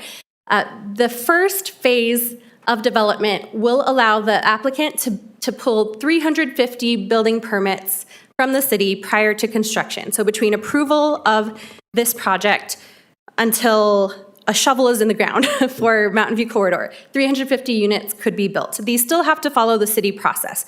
So they still need to come to Planning Commission and Council with a public hearing for village plan approval, and they still need to apply for and get approved for construction drawings and subdivision plats to get those recorded, and then they can apply for a building permit. So it's actually quite a long time. It would still be about 2 years before you may see a single shovel in the ground for a home. So I just want to make that clear to everyone in the room tonight that this is still a little bit of a ways out, even if things go really smoothly from here till the first home is being built. But 350 homes could be built prior to construction of Mountain View Corridor. From that point on, an additional 550 building permits would be allowed to be pulled from the start of construction to the end of construction throughout the project area. So that is less than half. That is a small portion of what they're requesting to be approved for the overall development. And that means that we will have Mountain View Corridor as a roadway, as an access point, and emergency egress throughout the community in the south end. Anticipated all the way through Village Parkway, a little further south of than this site, by the time we see significant construction on this site. Additionally, that we're anticipating completion. We can't, promise because it depends on a lot of things, that whether this gets approved, whether we can get property in time. But, best case scenario, we're anticipating that completion is no later than December 31st, 2030. So that's in the next few years. We're hoping to have all of this Mountain View Corridor as a road for the south end of the city. I've been asked to also summarize other UDOT projects in the site to give a bigger context of Mountain View Corridor and some of the other projects throughout this part of the city. This is a graphic from UDOT from the last year with the projects that they've committed to, with $2.1 billion in funding throughout Saratoga Springs. So just from north to south, as you know, Mountain View Corridor connecting from 2100 North all the way up to Harriman is completed next Saturday. It's opening next Saturday, so almost a year ahead of schedule. So that's a really, really big news. The next phase of Mountain View would be constructing the freeway portion through the Wildflower and Harvest Hills area south to SR 73. They're currently doing the environmental study from that point south to Pelican Point. So this, again, is really good timing for extending the roadway and the freeway further south, giving us more access. As everyone knows as well, we have the flex lanes under construction on Pioneer Crossing. And once that is complete, then UDOT will prioritize completing the freeway portion of 2100 North through Saratoga and Lehigh as well. One more thing to announce that's not on here is that Utah County and UTA have worked really hard to commit to opening UTA On Demand, which is like Uber for UTA, throughout the entire city boundaries of Eagle Mountain, Saratoga, and Lehigh by August of 2026. So we have a lot of really big statewide projects coming to our area. The state has noted our growth. They have noted us complaining and asking for investment in our community, and they have been responding. So this is good news for us. One more point on roadways and traffic. There is the lot mine that we have heard also in public comment in the past on this project, where this map kind of shows up the hill and west of this project. There is a note that is shown above that map that is in the community plan that identifies that details for the truck traffic and associated impacts from the mine will be identified and try to be mitigated by Village One. We have added, since this was published, this as staff, some additional information we'd like to request at that time. We'd like the community plan to be amended to identify those measures as well in case it impacts more than Village One. And we'd like to specifically ask for a designated truck route, addressing impacts to city streets and pavement designs for that truck route, and then cleaning stations to prevent mud and debris from entering city infrastructure, and that routing shall not go past schools. I wanted to touch on parking briefly just because we had 5 conditions of approval that address parking. And the reason for that is shortly before getting this scheduled, staff was talking to the applicant and identified that there are several parts of Title 19 of City Code that their proposed parking standards did not meet. And the applicant does want to meet that code. So that we could get this item before you today, we've proposed some conditions that the applicant has agreed to. They're not requesting exceptions from the code, so we've added conditions of approval to address these parking issues. So let's see, trying to read that from here. Title 1912 is our subdivisions code, and addressing driveway widths, it requires that driveways shall be a minimum of 20 feet. What that means is it can be less than 20 feet, but it cannot count toward required parking standards, whether it's guest parking or the home unit parking. And then you'd have to provide additional spaces if you had a driveway less than that size. As you can see in the version we have today, they're proposing for the townhome units 18-foot driveways. They can have that, but they would still have to provide guest parking in other areas. Item number 2 under this section of the subdivision code also says that specifically in community plans and village plans, if an apron is proposed on a rear-loaded alley product, then the guest parking requirement goes up from 0.25, oh, that's in the next one, 0.25 to 1, oh, no, sorry. 0.25 to 1 unit per acres, or 1 stall per unit. This is what Gina was referencing earlier. So I actually, no, not all of you may know what an apron is. So I have a picture here to show what an apron is like a mini driveway that you cannot park on. It's not big enough to, it's not meant to. I know in this specific subdivision here in the city, they will ticket you if you park that way. You're not meant to park on these. They're meant to increase your clear view area so you don't back up into somebody, a person or a car when you back up. So the city is really concerned about these as we saw increasing amounts of aprons throughout the city. So I just included that picture as a visual so you could see what that means. The city requires that if you have these, you still have to provide an additional parking spot because it does create a parking issue. And sorry, that was under 1909. In 1912, the apron is allowed in lieu of, it's the size of the apron. Sorry, I can hardly read from here. The apron proposed in the applicant's document shows a 4-foot apron. We require a 5-foot, and that's not allowed to be an exception in a community plan or village plan. So we've just noted that there, that they increased that to 5 feet. Also, the last thing is driveways shall not count toward guest parking requirements. This was added in the code a few years ago. So at the moment, they are counting driveways, and so there's a condition that not be counted. Addressing schools, since again, this was another hot topic in public comment that we've heard in the past. The applicant has identified 37 acres for churches and schools. And they've identified 2 school sites of 12 acres each that they've actually been in the talks with the new school district on.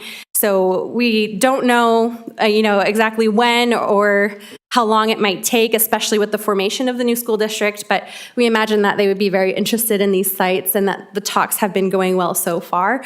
But it's been really great to see that identified here on the plan. So these are the blue sites that you see on this land use map here.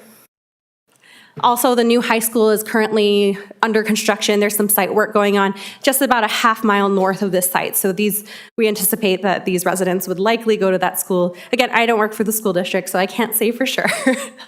And this is a time to remind the commission that the state code does not allow land use decisions to be based on whether or not schools are happening, unfortunately. So this section of state code says a municipality may not, as a condition of the land use application, require a person filing a land use application to obtain documentation regarding a school district's willingness, capacity, or ability to serve the development proposed in the land use application. So that's just a reminder for everyone.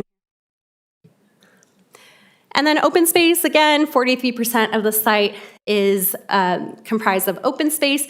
And as far as amenities go, I wanted to touch on that a little bit more. They are following the city's point system. So if it was a standard subdivision of this size somehow, this is still the number of amenities that they would be required to provide, the 3,933 points, and they provide well over that amount.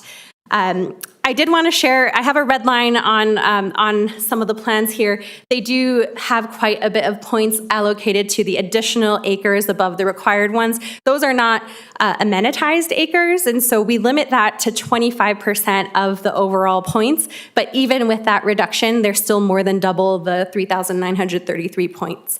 So that number is a red line that would need to be amended as well.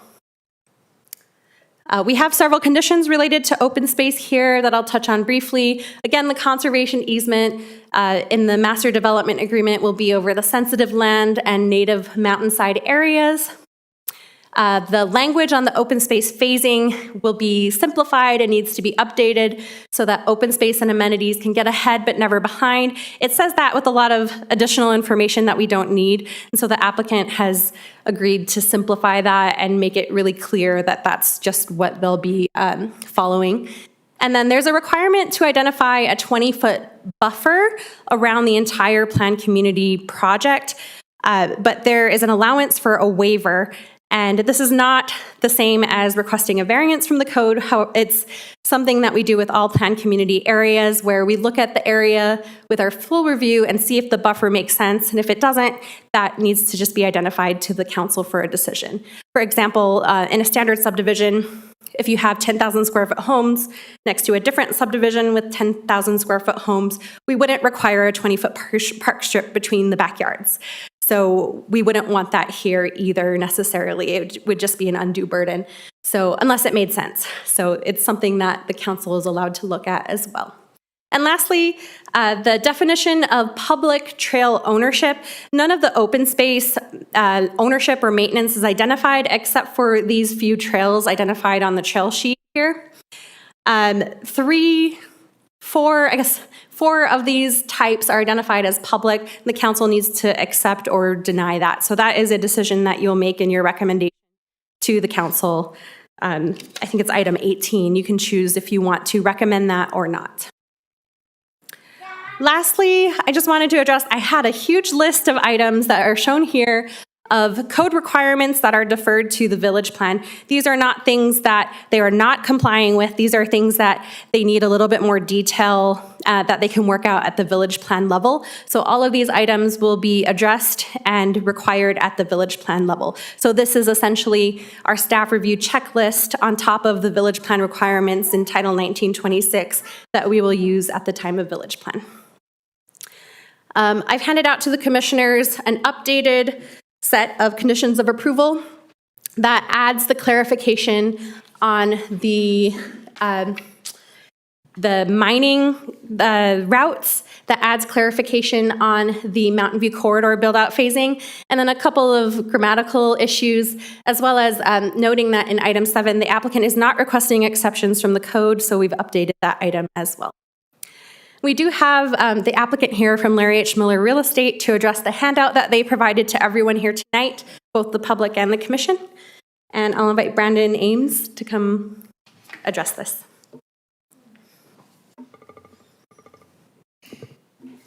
Thank you, Tippy. You did a great job, actually cut down on the amount of things I need to say. We're excited about this. Larry H. Miller loves to do projects that are meaningful. Sorry, can we actually just have you state your name and address for the record? Sure. Brandon Ames, 270 North, 2250 East, Layton, Utah. Thank you.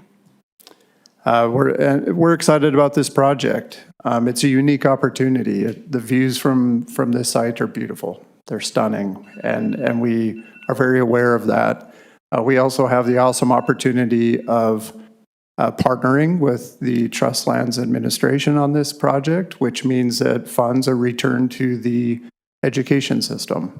And I think that's a unique opportunity that we don't always get when we do a project. But it's one of the reasons we've chosen them as a partner and chosen this site. And our third partner is obviously City of Saratoga Springs. We've worked, I don't know how many hours, man hours have been put into this. I'd ask Sarah and Tippy to try to guess if they could, but it's been a tremendous amount. Because we've had public comment periods, we've had our own hearings, we've had our own community outreach, meetings, and we've listened to what everyone has said. We've written them down, we've read through them, and we've done our best to address everything and hear the concerns. We've worked really hard to hear the concerns from staff and the city and council members and engineering. Everyone has worked really hard on this, and that's why we're excited to be here today. My wife asked me if I was nervous, and I said no. I'm excited. I'm ready to provide something that I know will be an awesome addition to the community. I'm just going to touch on some of the main points that you can see here that came up from our meetings, from our conversations with staff and council. And Tippy addressed this, but it's really important to understand we've worked extremely hard to come up with a plan to provide access to the Mountain View corridor. We've driven here many times at 5 o'clock for meetings. We've driven here many times in the morning for meetings. Some people from our office live over here, we understand. And so that's the first point that I want to make. A lot of effort was put into that, and I think we finally have a good plan. And basically that plan is that we've set limits. We've set limits on ourselves in the MDA that we can only build so many homes until the corridor is provided. The second thing that I want to address is I love the outdoors. It's a big part of my childhood, and I know there's concerns about, well, what's going to happen? That's where I hike. That's where I bike. That's where I ride my bike or drive the UTV. And we've taken great care to implement trailheads, access to the mountains. We are providing public access to everywhere that everyone's going now. And beyond that, we plan to improve that. We are going to provide the Bonneville Shoreline Trail on this side along the mountain, and I think there's a lot of value there in that. We're going to provide parking areas, equestrian access. We want our community and everyone who's already using the mountains to continue to do so, and maybe even at an easier point than they have before.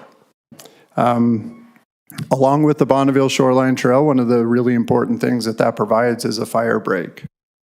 We've met with the state head over trails, talked about what that needs to look like, what that provides. So we've implemented that into the design. We're providing water tanks up on the mountainside that also have fire suppression capacity in them.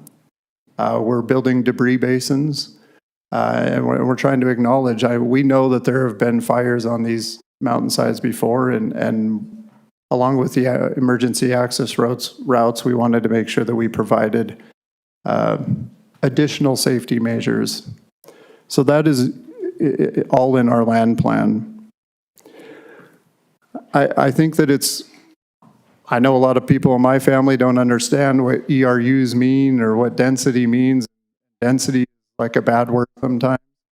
So I want to explain 2.4 units per acre is less than half of density of all the projects that I'm entitling right now. Nothing that I'm doing is under 5, and 2.5 is I think reasonable. We've heard the comments, and it'll be clustered in some areas, and we're trying to make sure that we're very sensitive about like for like along neighborhoods and sides. So a lot of effort has been put into that as well. And Tippy mentioned our timeline. I know sometimes we hear 2,950 units, and in our minds, 2,950 houses drop onto the mountainside. That is not how this works, and it takes a tremendous amount of time to get through that. our first home will probably not even sell until 2028. We have water tanks to build, we have more engineering to do, we have more things to figure out. And even in that first year, we're well under 100 units. It takes a while to even ramp up and to get enough energy into the community. And we're very careful to build out the amenities, make sure everything's there before we open a community. We've learned a lot of lessons over the years, and we don't want you getting calls saying, hey, I thought I was supposed to have a park here. So we do all of that up front. So it's going to take a while to get to anywhere near the number of units that it sounds like are being delivered. And during that time, we try to be ahead of the homes by providing all the infrastructure we need. We've got to build the water tanks first. We have to build the pressure irrigation ponds first, the sewer connections, and most importantly, the traffic network has to be in before we start selling homes, and that's how we've planned this out.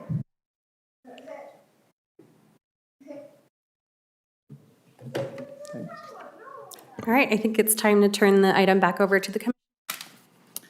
Okay, before we go any further, I just want to clearly state to our city staff, thank you so much for putting together a presentation that a lot of us have questions on and bringing in that additional information from UDOT in this. I know this is a big project.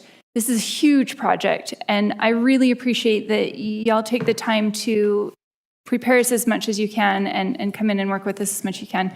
We have great city staff here, and I appreciate y'all so much. Thank you. So we will now open for public comment. And, yay, hold on one second. Almost, I meant almost. We will almost open.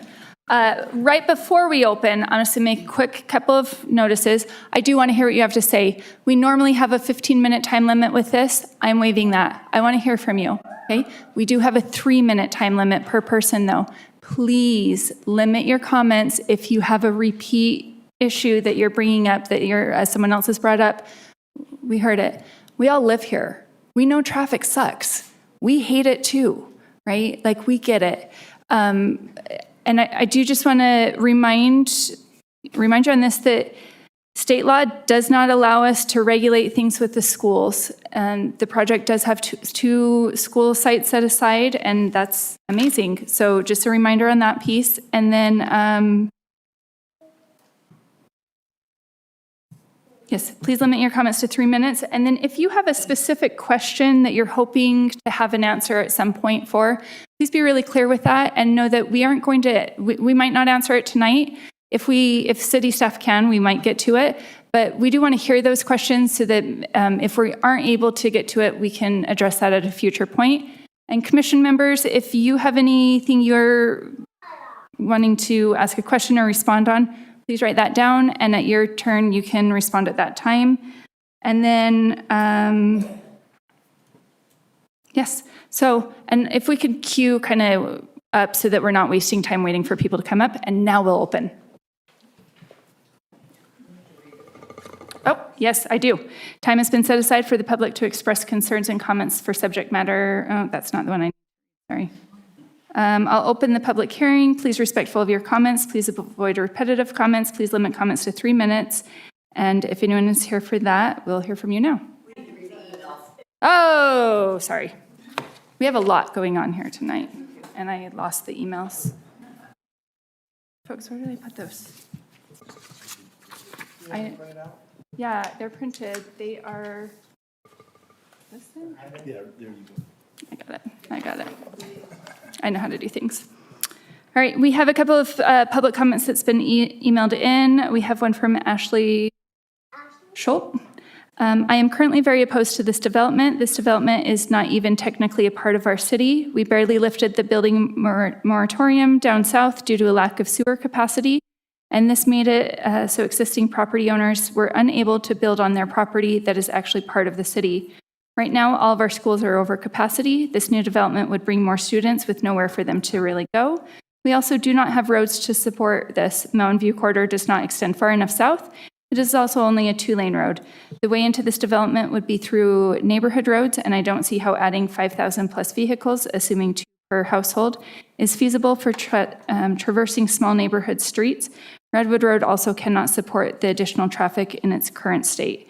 We also have other developments being added in southern Saratoga that will also tax our infrastructure, but those are at least actually property owners in our city. Just say no, the developer will promise the world, underdeliver, and take their money and run, leaving us with the mess. The state continues to show how little it cares about Western Utah County, UTA plans, etc., but continues to push growth our direction without actively reinvesting the tax dollars they are receiving to help our area. Sincerely, Ashley Schultz. Sorry on the last name. And then we have a second email from Caitlin Rackham. My name is Caitlin Rackham, and I have been a resident of Saratoga Springs for 12 years. I live on the south end of the city in the Jacobs Ranch neighborhood, close to where a new Larry H. Miller housing development is proposed to be built. When we first moved to Saratoga Springs from Provo, it took 30 minutes to commute from our previous home in Provo to our new home in Jacobs Ranch. In just a few short years, it now takes that amount of time to travel from our home at the south end of the city to 2100 North, not even leaving the city limits of Saratoga Springs.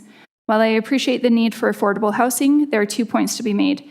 First, we do not have the infrastructure necessary to accommodate such a large influx in our city population, even with the new opening of Mountain View Corridor. When a wildfire forced an evacuation on the south end of the city in the summer of 2020, it took nearly an hour to get to Pioneer Crossing. All of the residents trying to leave were sitting ducks on Redwood Road, and there was no other possible route to evacuate. We now have one other road that would have helped. Sorry, I want to make sure I read that right. Yeah, we now have one other road that would have helped. 1, we simply do not have the roads needed for more housing in this area. The safety of our residents would be put at risk. Second, there are so many other housing structures across the state of Utah that are currently in development stages. Let's at least finish those projects, see the impact they make in our housing situation, and give UDOT more time to put the necessary infrastructure in place in our area. Please do not move forward in building this large development. It is not what the residents of this area want at this time. Thank you. Okay. And do we have someone from city staff that can just take notes of any questions that come up during this? Okay, great, thank you. Yes, I'll write down the questions, and if we're able to answer them at the end of the public comment, we will. Okay, and once again, no promise that your questions will be answered. That's okay. Now we'll open for public comment. Hello, my name is Caleb Buswell. I live at 1487 South Stageview Court. This is not my first time expressing concerns about this project. I have been astounded how much the city has bent over backwards to accommodate this development with special sessions. Even now, there's yet another special session coming up on the 18th. As I've reviewed the past Planning Commission and City Council meetings, it has become clear to me that this annexation and project are moving forward because of fear. Fear of the state getting more involved, fear of the state further restricting our city's ability to regulate any construction, fear of the governor getting more involved, fear of Eagle Mountain getting involved, fear of getting sued, or fear of the state putting something worse than a mine up there. All I've heard every single meeting is why we as a city have to do this. If fear is our motivating factor, then that is a huge problem. We should be looking at development and asking how it benefits the existing community in a positive way, how it helps improve the lives of our citizens and our quality of life. I watched the council and planning commission regretfully approve new developments in high density one after another because legally they have to. They have to because of agreements that were made over 10 years ago. Fox Hollow development was approved at last council meeting, and that was a good example. This agreement with the agreement with the church, land, and the DAP is another great example. From what I understand, let's see, even now the DAP land is still allowed something like 11,000 more units, which from what I understand is more than they can legally put on the remaining land. The Wander development tonight is another good example of density that we are obligated to because of the DAP. The SITLA annexation and LHM development does not benefit our existing community in a positive way. They want to put 3,000 homes, which is less than originally was there, on state land. This is not currently city land, land that the city did not plan on even building on until recently. From what I can tell, Utah Code 102804, property annexation, is one of the few times that cities can consider factors such as traffic and school, and school and density before annexing the property. And 10805 even requires that cities evaluate and know the impacts of annexing the land. So while we cannot consider it for the building, we can consider it for the annexation. And we as a city should be considering it. I'm standing here telling you that 3,000 more homes will not benefit our community at this time. Our communities and neighborhoods will only get worse. Our existing neighborhoods we turn into highways for this community. Even now, there are days I feel like a prisoner in my own home because traffic gets so bad. Friends and family do not want to come visit because of the traffic.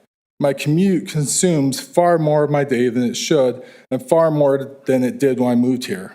Our schools are nearly double capacity. The new high school will bring our schools to capacity. Oh, I guess that's me. Okay, say no, thanks. Thank you for your comment. Hi, you need name or anything? Name and address, please. June Rigby, 314 West Weatherby Drive, Saratoga. Thanks for letting the public speak. I think it's fairly safe to say that the majority of my community do not want this project to go forward. And this is not in my backyard project thing. It's a resource, it's an infrastructure, and it's a safety thing. I understand that the negotiations for this have been going on for a couple of years, and that has resulted in a reduction of the homes being considered from approximately 3,900 to about 2,900. Thank you. However, this still leaves us with some very serious issues.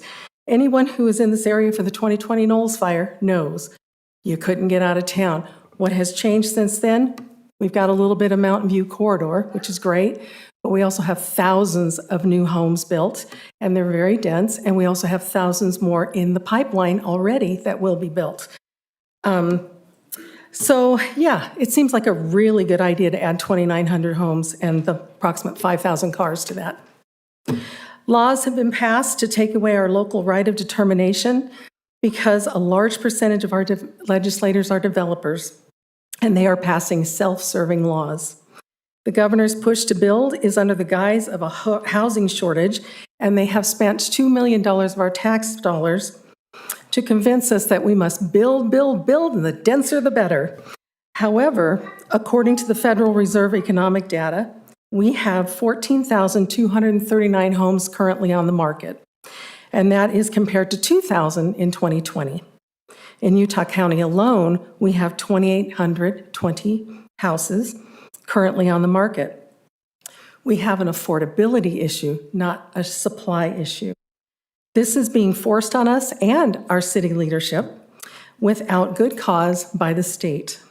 Our city leadership is taking the blame because people are very angry with you. And I don't think you're to blame. But who's making the money? 1,300 acres of Sitla land was sold to Larry H. Miller for an amount that has not been made public. This is the same company or adjacent company that the state just gifted almost $1 billion towards their stadium. We as a city are basically being blackmailed by the state and Larry H. Miller. If we don't approve this, there is a veiled threat that we will lose the few compromises that we were able to get in negotiations, and we will be purposefully thrust into an even worse situation. And this is disgusting. We should not be forced by the state or this company to join their suicide pact, but actually it's not a suicide pact. It's potentially homicide. If we have an emergency evacuation, can we sue them for the potential loss of life since we've already warned them? We will have power, transportation, and water problems. Please think about the safety. Thank you. Thank you, June.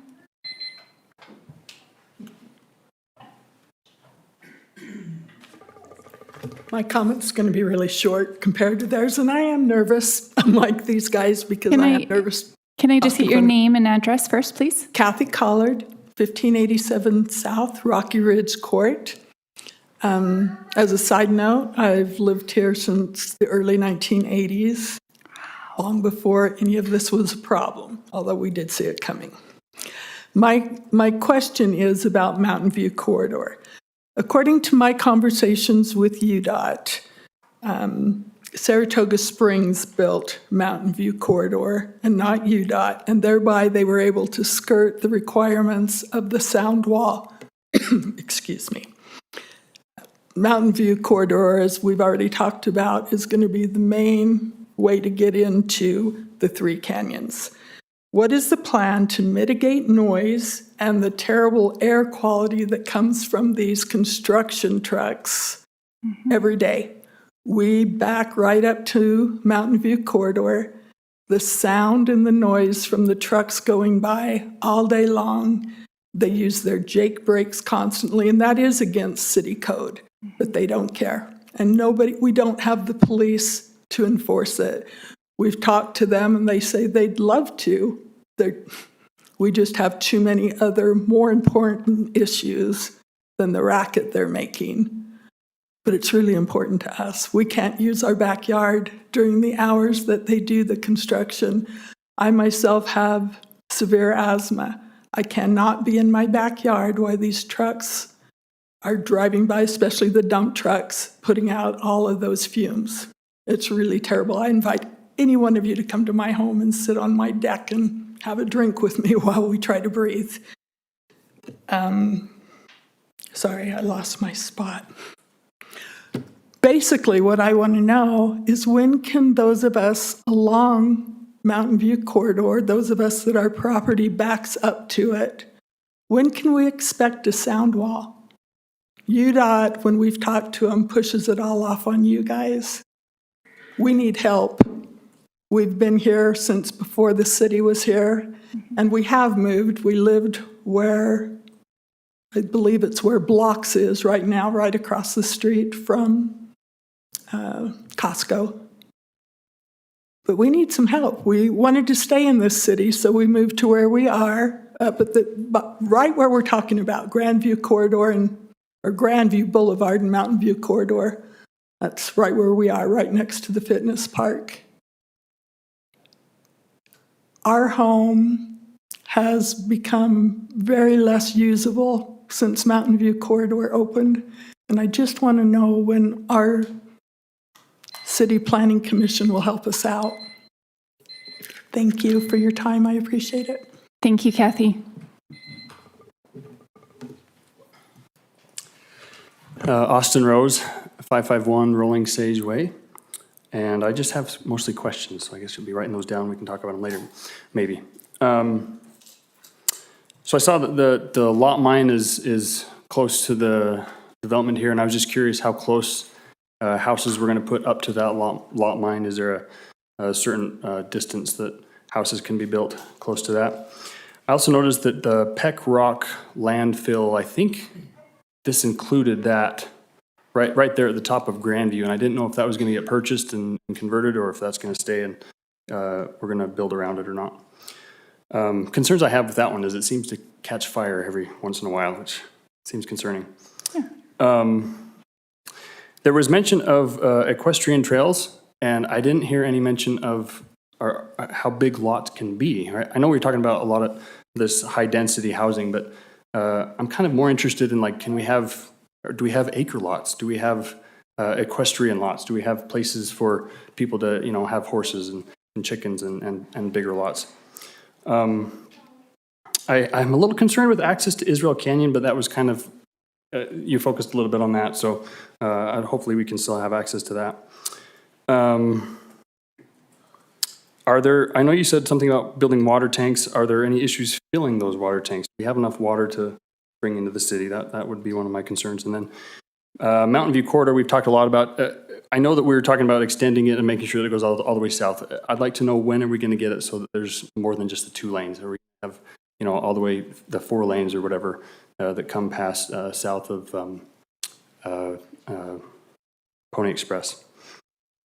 And then just a comment about, I would love to see more UTA services. There was a mention of that as well, and I fully support that. So that's all. Thank you. Thank you for those questions, Austin. Those are great questions. Sorry, I keep changing my mind because I'm scared to come up here. Don't be scared. Melanie Clifford, 2151 South Weatherby Drive. They said on there that they had put aside 37 acres for the schools and for churches. Alpine School District, I know that we're separating from Alpine School District, but they are using between 10 to 15 acres for an elementary school, and it just goes up from there. How many churches are we planning on in this acreage? So I feel like there needs to be a little more on that line. And then one of you guys, I can't remember, but said something about that you guys are kind of limited of what was done 10 years before you. Please do not be the ones that the people in 10 years are saying the exact same thing that you're saying now. Please do not let this development come in. And if it really is that, because I'm hearing that it's already happening, your guys' hands are tied because of the state. Politics are in play. So if that's the case, at the very least, let's take it even down more from the 2,900 homes that we have now. That's my concern. Thank you. Thank you, Melanie.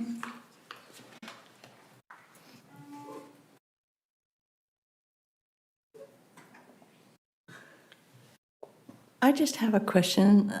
Can I just get your name and address? Andrea Pridey, and I live at 2588 South Colt Drive, across the street from Jack. The Wander community that we just talked all about, how many homes or dwellings was in that? 1,900. Okay, and that was on a very small part of land. I don't know enough about what's coming here, but it's like, okay, this is nothing. That is so much more dense than what they are suggesting here. And to me, there's still parking problems. There's still guest parking problems. There are so many problems in that higher density. I'd much rather see something like this than what we have just sort of approved with the Wander. Thank you. Thank you so much for your comments tonight.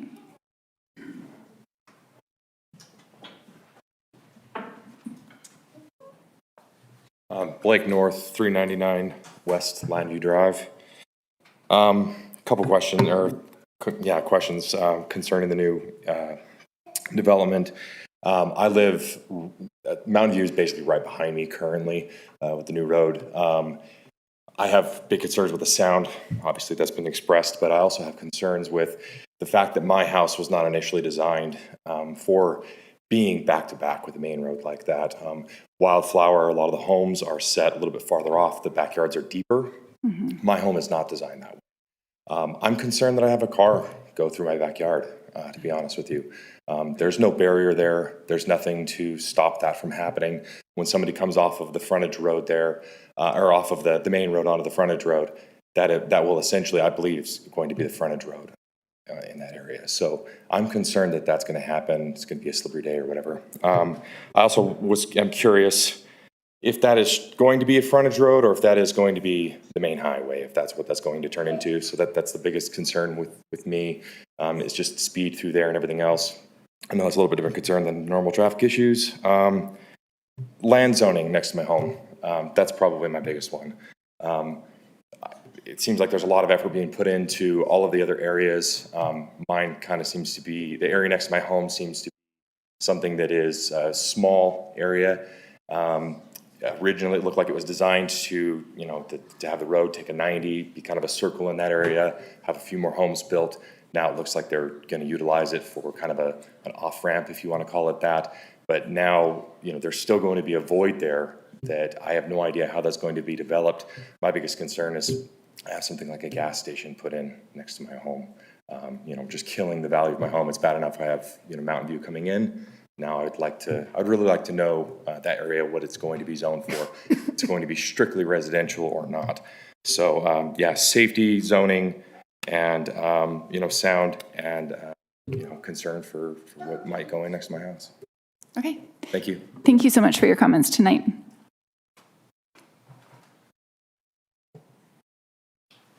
Come on up. You don't look very tired yet. We got time. Keith Collard, 1587 South Rock Ridge Court. Major concern, is traffic. Miller Group, they've got gobs of money.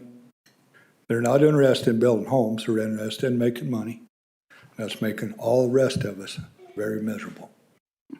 Okay, get some east-west corridor out to I-15, right, it goes across to Utah Lake, under it, over top of it, whatever.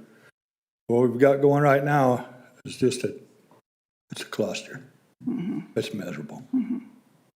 9 o'clock, no. Get your access east-west straightened out, then we'll talk about building houses. Okay, thank you. Thank you.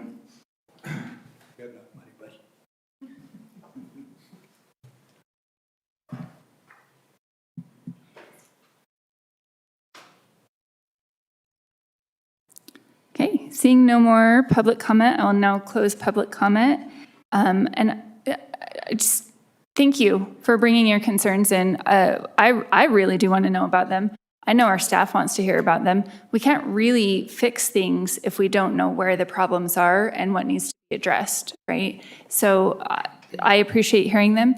Also, I really appreciate that we had great comments that were not mean and that were not attacking. And it's great to know that my other neighbors are respectful. And I really do appreciate that we can move forward with things even though we might not see eye to eye on everything in a peaceful and respectful way. So thank you for your comments tonight. We'll go ahead and turn back over to Tippy or Sarah. Yeah.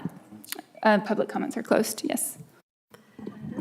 If you want us to answer the questions, I'm going to stay here so we have access to some plans. Please That's do. okay. Please do. So the first, Sarah and I will answer these together. The first question was on the sound walls. Engineering may have more information on this, but I believe that only comes in when UDOT does take over, so that is correct. For the city, we build it out as a regular city street, so the capacity and the impact is meant to be the same as a city street, so not like Redwood, even though the capacity is higher, so I do understand that.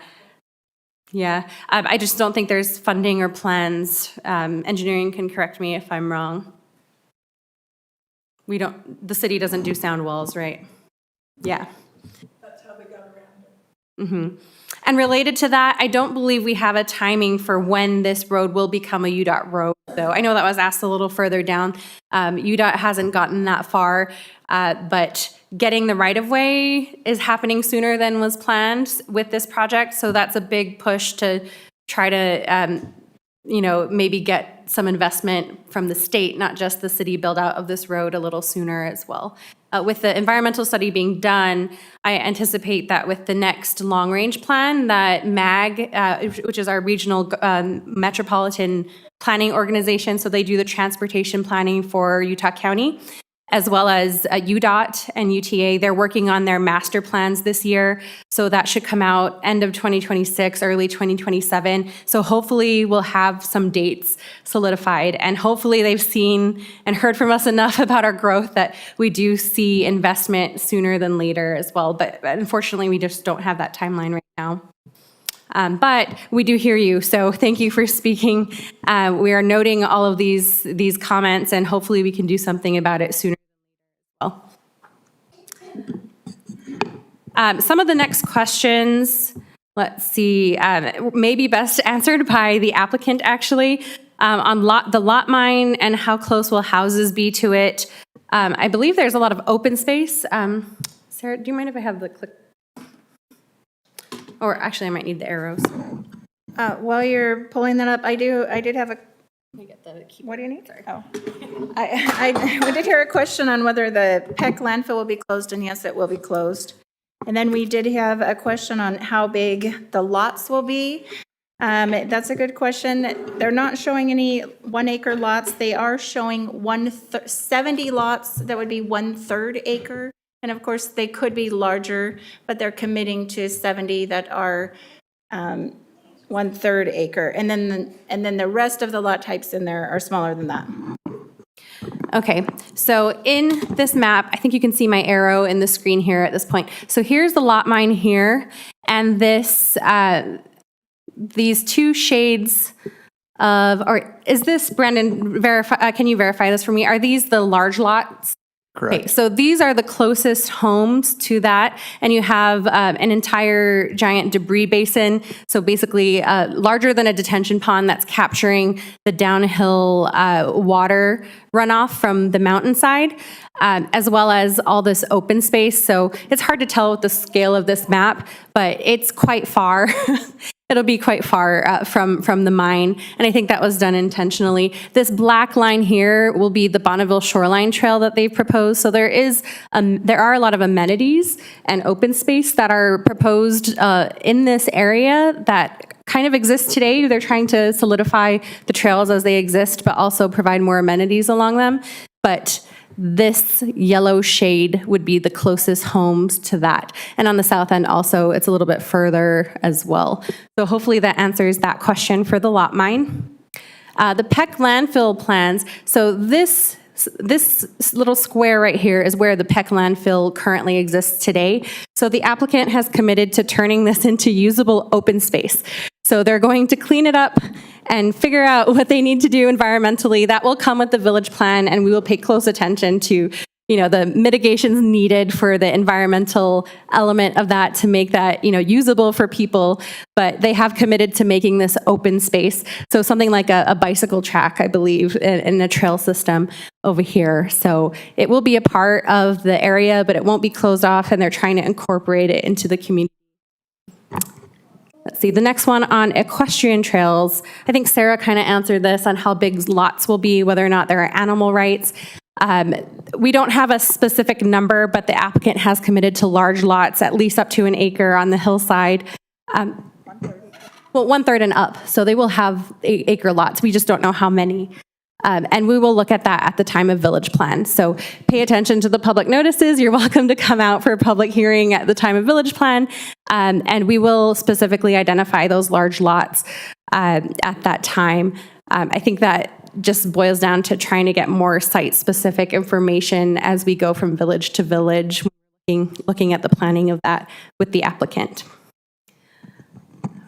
Issues with filling water tanks. Yes, we will fill them. Yeah, we will fill them. There is capacity. So, and this will provide water and sewer access for additional subdivisions. The infrastructure that they're putting in will allow access for other areas that need capacity as well. So they're creating facilities that can distribute the water that we do have. Let's see, Mountain View Corridor, yeah, we answered that one. So we don't have a timeline on when it will be more than 2 lanes. Yeah, Israel Canyon access, so the applicant had addressed that. We are keeping all the trail accesses to the hillside above. We're also hoping to, in the future, work with BLM and the National Park Service and federal staff to try to collaborate on future trail access to make sure that it is maintained. We can't require anything that would be outside the city and outside the project area, but we can be good partners. And so I think that is something we're hoping to do as well. Not officially, but we're doing what we can on that. And then the last one is the land use next to Mr. North's house. I didn't quite catch what area. Top of Grand View and Mountain View, where that intersects, northeast corner. Oh, hold on, I have to find the arrow. These parcels here? Yes, up in that corner. Okay, I believe those are intended to just be lots, a few lots similar to the size, like very matching exactly what's there. So zoned residential. Yes, residential only. Yep, the only thing that's not residential here are the red pods, and those are exactly on Mountain View Corridor, well, with the Peckville gap here. And then just to note, like the light brown shaded areas are where all the attached products are. So we want you to note that anything attached will be right on Mountain View, adjacent to the commercial area, and then a small pocket of twin homes in the middle here. I'll add one last thing. We heard the question, how many acres for the churches and the schools? So they are showing 2 churches and 2 school sites, and the land use map designates 37 acres. So if the church sites were 4 acres, then that would leave the remaining 29 for the school sites. And obviously those can vary just a little bit, right? Size-wise, those are just the estimates on what we're seeing. So about 4 acres per church site and about 13 acres per school site is what's shown. Oh, and on that topic, the language directly from the community plan is on the screen. It's a little hard to read, but it just says that conversations with the Alpine School District and now the new Lake Mountain School District confirm their interest in purchasing 2 12-acre elementary school sites. So specifically 12-acre sites is what they indicated they needed. If they need more, I'm sure the applicant would work with them, but that's what we've identified at this point in time.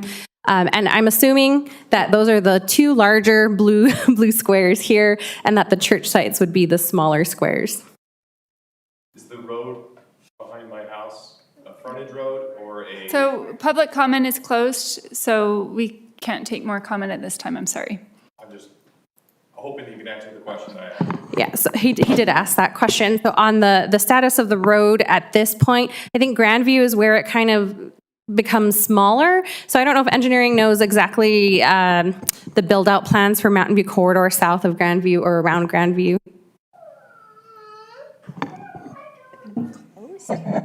No. Because they're getting frontage roads at Grandview. You might have a better idea, Brandon, you know? I believe they're getting rid of the frontage road somewhere around Grandview, but I don't know exactly where that happens. It's actually Lariat, from my understanding is where they have it now, it doesn't go past that. It doesn't go any more further south. There won't be one. He's further north of that, though. So. From Lariat? Mm-hmm. Yeah, Lariat's the next one down from Grandview. Could he, you could reach out to us afterwards and we can answer that. Yeah, please follow up with staff, maybe email in or call in, and they can give you further information that's going to be more specific for that. Thanks.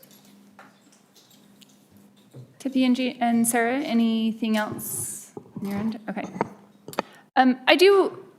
I really love that y'all are here, but if we really think about what a lot of this is that we have issues around, it's Mountain View.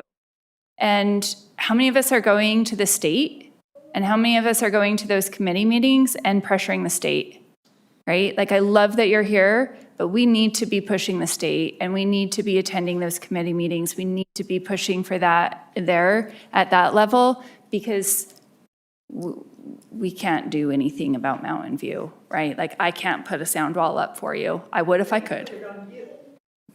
And, yeah. We don't get invited to the road, nobody wants to go. So public comment is closed at this time. Don't address us. And we are in this meeting, so we will go forward with our next step here of commissioner comment. All right, I'll start.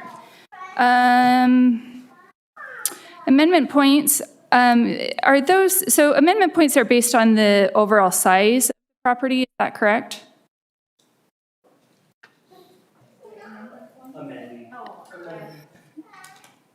Based on the number of units. Number of units, not overall size, okay. And then sorry, actually, I don't have that one. Did someone, okay. I just want to ask on all of the conditions in our packet, I just want to clarify, none of these are asking for any kind of variance on any state code. This is all within state code, or sorry, city code. Okay.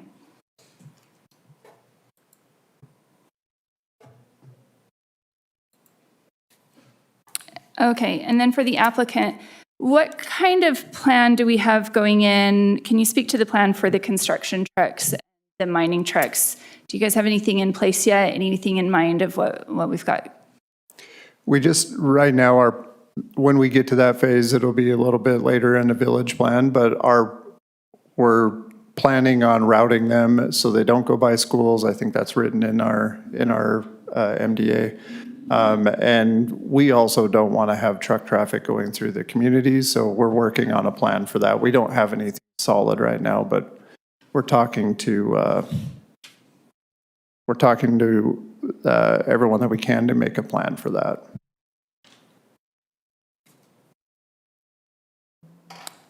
Okay, and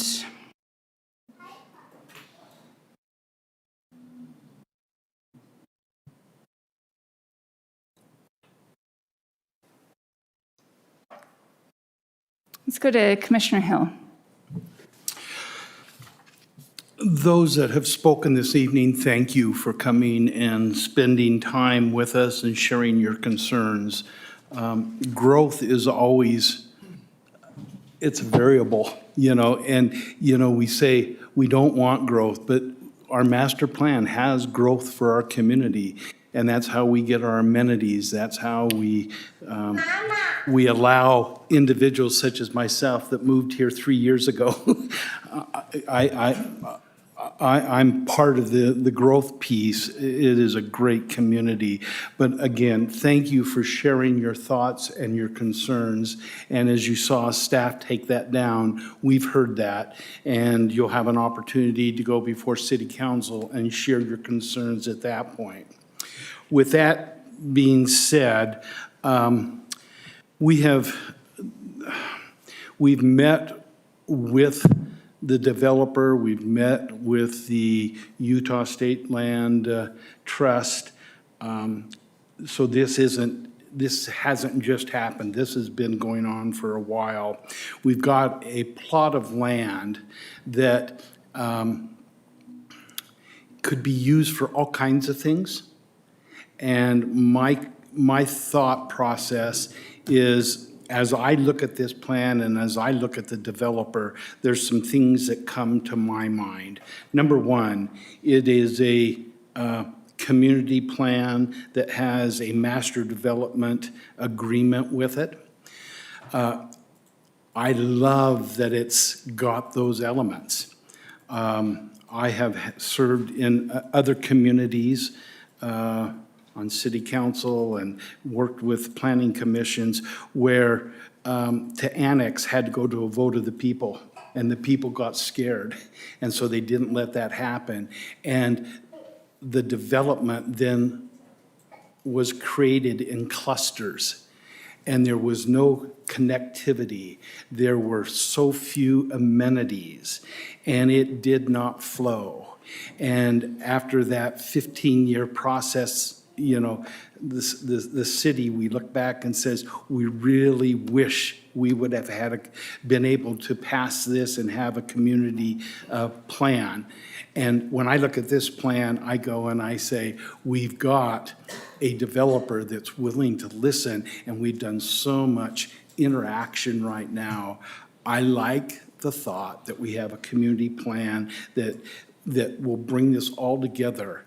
I am impressed that we're going to be able to get Mountain View Corridor down to the south part of our city. That would not help. That would not happen without this type of development. The city doesn't have the money to do that.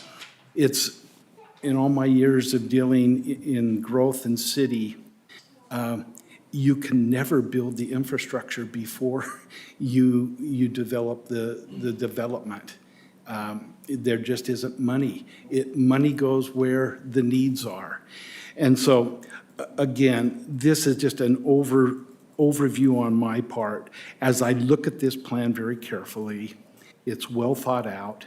We've got a developer that's willing to do all things that we can do to make this work. I love the thought that we're looking at 2.4 units per acre. You're not going to find that in the city anywhere else. The density isn't overwhelming. It is a phased process that has 2,950 residential units. It is going to bring commercial development down to the south part of our city, where right now you have to spend 25 minutes to go shopping and get gas.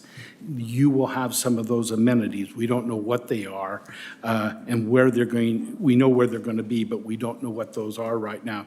But you know you're going to have services coming to you. The last couple of things is we do need to address a couple of things in our conditions, and I'm just going to throw that out as a couple of questions right now.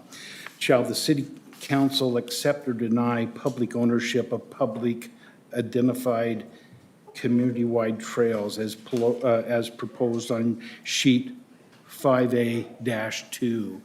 I'm going to ask a question, and the staff may not know, but what kinds of costs are associated with the city owning those trails and having control over those as compared to the HOA or whatever? Any thought? Because we're going to have to make a determination on that. That's something we would have to be prepared to answer.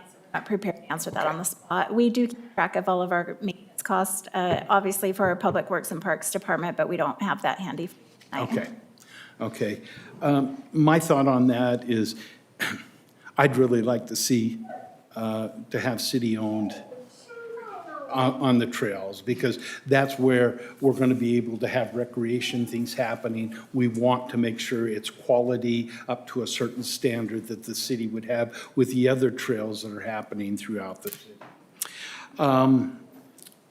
Again, those are just, this has been so well presented that my questions are answered. And Tippy, thank you so we didn't have to look at our computers. We had it in front of us.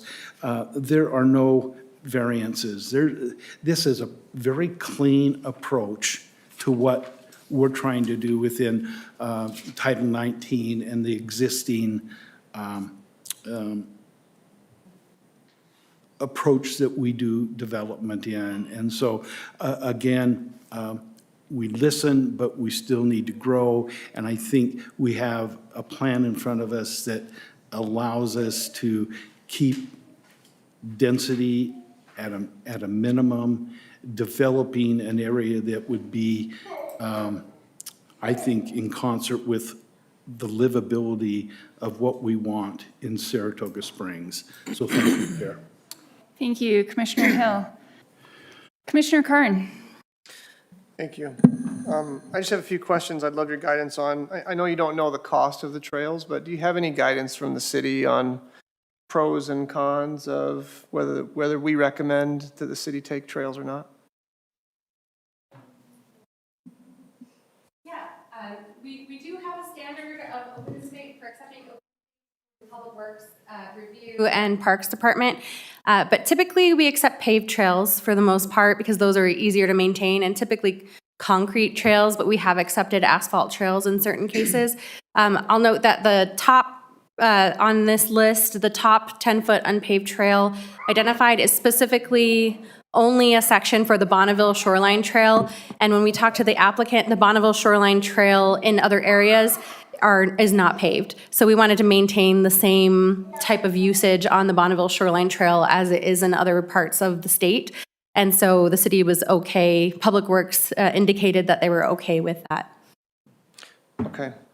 Just by way of comment, so I have some trails in my neighborhood that are HOA versus city, and some of them are kind of disputed over who has them, and then they just don't get maintained very well at all.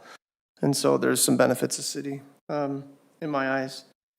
Question for you on, I see in the appendix the annexation agreement, and I read through the Mountain View corridor stipulation, and it references Appendix C, Exhibit C. Exhibit C on my package is blank. I see the map on Exhibit B, but I just want to clarify. So can you help me understand the way the annexation agreement works? They'll have to ensure right-of-way and funding all the way to Village Parkway? Is that what that map designates that's blank for me? Right, for two lanes. for 2 lanes. Yeah, but then there is a city component where the city will have to help assist with acquiring property off-site, since they can't control property off-site. So we'll all work together to try to make sure that anything outside of this project is able to be constructed at the same time. What do you mean off-site? Oh, like, for instance, this section here is not in Three Canyons. And then here to Village Parkway is not in Three Canyons. So it's not on city property, it's not on Sitla property. So we would have to make sure that we can work with the property owners to obtain that right of way as well.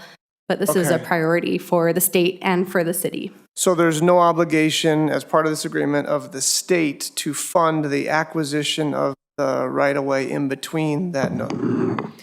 We can't obligate the state, so they have to be willing to commit. We are obviously going to make requests of the state, but we can't obligate the state in this. Yeah, okay, so, so just from my understanding then, does that have to be all obtained before the first tranche of houses is complete and they can move on to building the next tranche? No. The Okay. dedication within their property has to be upfront. Okay. Okay, thank you. I have a question on Sorry, open. Commissioner Carn, I think the applicant wanted to respond to something on that. Yeah, sure. Is that go okay if we allow that? Yeah, I just want to clarify that the entire UDOT right-of-way width for a fully completed Mountain View corridor will be dedicated. It won't be built immediately, but the entire right-of-way will be dedicated. Yeah, and that clause in the annexation agreement requires that funding be there all the way to Village Parkway, even in the nook that's not part of that property? Correct. We're working with the city and UDOT on completing the Mountain View corridor from where it currently sits to Village Parkway. Okay. We do rely on the city to help obtain, rights of way where we don't have the ability to go get them. But that is being worked on and as we speak. Okay, thank you. I was looking at the open space requirements, and I had a couple questions. In other developments where we've been next to mountain space, do we include the more than 30% slope sensitive, and do we include just mountain area as part of the square footage when we calculate buildable area? Yes, we do. And there's a standard in our open space code that says that no more than 50% of the required open space can be counted toward, or can be the 30% plus slope. So you're allowed to have up to half of your open space. That is counted differently in other subdivisions. You get a portion of acreage credit toward open space in a standard subdivision. In planned communities, there is a 30% requirement overall, and it's not partial to whether it's a detention basin or steep slopes. It's just 30% minimum, since that's greater than a standard subdivision. Thank Tippy, you. can you repeat that just a tiny bit slower? Yeah. So throughout the city, no more than 50% of the required open space for a subdivision or project can be 30% plus slopes, steep slopes. You can have more than that, but it can't count toward your requirements. So Thank that you. doesn't count towards the open space requirement? Only half of it. Okay. So I was doing the math because there's a lot of complaints around the DAP density. And if I delete those spaces, it's 18% open space, so it's more than the 15, which would be half of the 30. So, there were some comments that we heard around density and not making problems for 10 years from now. But the DAP density is really high. That was approved 20 years ago. This would be, even if you ignore the slopes, a density of 3.5, which is, I kind of like. I like that. I had one other, no, that was all my questions. Yeah, sorry, just let me look at my notes here really quick. Okay. Can you just explain one more time when the condition is met where they can build beyond the first 500 permits, or I think it was 350? Right here. Yeah, Yeah, thank you. so from the date of approval of the MDA Community Plan Annexation and General Plan Amendment until construction commences, a shovel's in the ground for Mountain View Corridor, they can do 350 building permits. From the point of construction till completion of construction, so, you know, if they start on the north end only and then they never finish for 10 years all the way down to Village Parkway, they are limited to 550 additional building permits. So it doesn't matter how it's phased, it doesn't matter, you know, which portions are being built at once or if it's built all at once. The limitations are now until construction begins and then construction ends. Okay, thank you.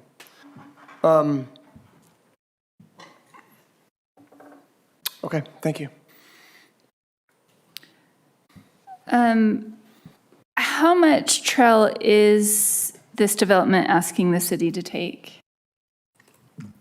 Well, actually, that's a great question. I don't think we have an estimated linear feet at this level. I think at Village Plan, we ask for that level of detail. I think Brandon? there is a footage in the packet somewhere. So one of the, condition 18 is the city council shall accept or deny public ownership of public identified community-wide trails as proposed on sheet 5A-02.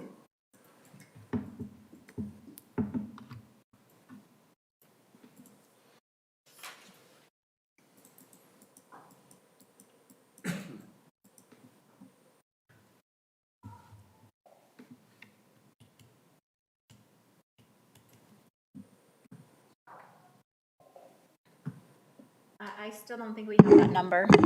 However, we do generally accept regional trails, like the Power Line Corridor, the trails going east and west on the drainage channels for access into the canyons, and the Bonneville Shoreline Trail. Those types of trails would be considered regional trails.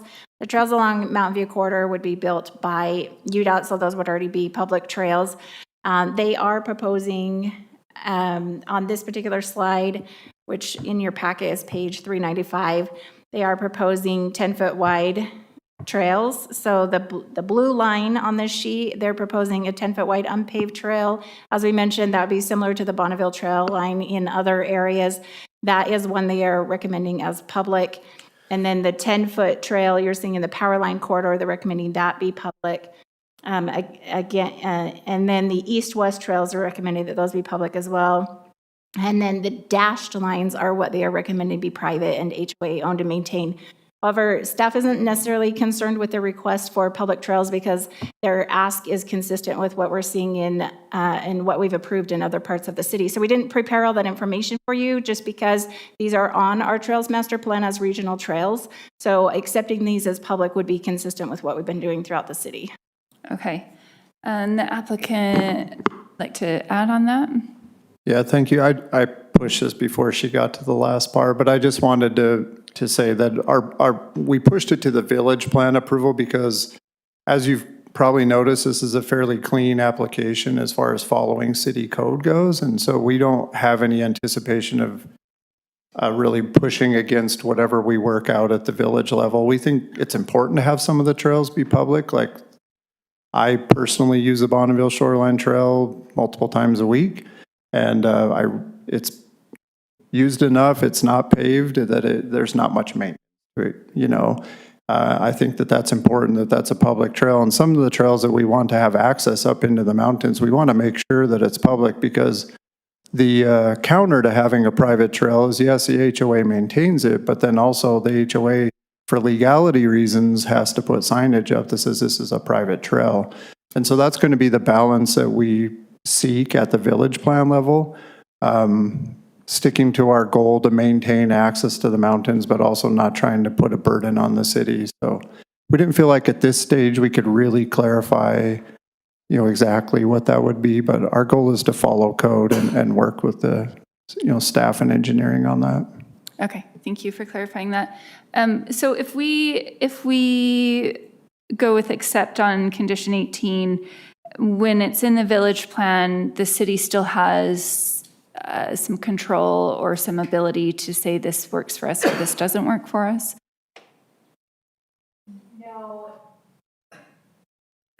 Sorry, let me hit the button. If we're looking for that control, we would defer that decision to the village plan. If we make that decision here, that's the decision. So you could, no, if we make the decision on ownership at this stage, that's what regulates it. So otherwise, you can defer the decision on ownership to the village plan, as Brandon just mentioned. Okay. So, because there's so many conditions in this, let's, as Planning Commission, let's just kind of sound off one by one on if you, for condition 18, if you would be in favor of accepting, denying, or deferring to the village plan. Commissioner Karn. I would, well, my bias would be to accept public ownership of the public identified trails, not deferring to the village plan. Okay. Commissioner Hill? And I would likewise have a feel towards accepting public ownership of the public trails. Commissioner Milden? Okay. Accept. Okay. All right, and I'm accept as well, so I think we're good on that one. Commissioner Mangum, you had your button pushed earlier. Did you have any comments or questions? No, I guess I'll clarify since you called me. I think that potentially it sounds like that we could have about 900 lots before or 900 homes before Mountain View Corridor is finished. And I've lived through 2 major fires out there, and that's just kind of concerning to me to have that many more homes up there if another fire hits, to not have access on that finished Mountain View Corridor. But just a comment. Thank you. Okay, thank you. Commissioner Milden, nothing? Oh, quiet. Okay. We've got a comment from the applicant. Yeah, I certainly appreciate that. And that was, I want to remind that part of the Bonneville Shoreline Trail is also to provide a fire break and access, as well as the water tanks will have storage capacity for fire safety. And the debris basins are there to protect. So a very valid concern, one that we've talked about. How can we try to solve this in the plan? I appreciate your comment. I think it's also important to note that there are 2 connecting roads on the north end that go into Brixton. So we're not relying solely on Mountain View Corridor to go north. There are 2 roads that will connect in the first village into Brixton. You talking about that Skyline Drive, the proposed Skyline Drive? I'm unsure of the name, I'm sorry. That sounds right They to were me. calling it that in one of the meetings, but like up on the mountainside, north-south road. Bonneville. Was it Bonneville? Bonneville. Oh, Bonneville Shoreline Trail? No, there are 2 actual public access roads that will connect into Brixton. So there will be 2 of those, as well as Mountain View Corridor, that can travel north.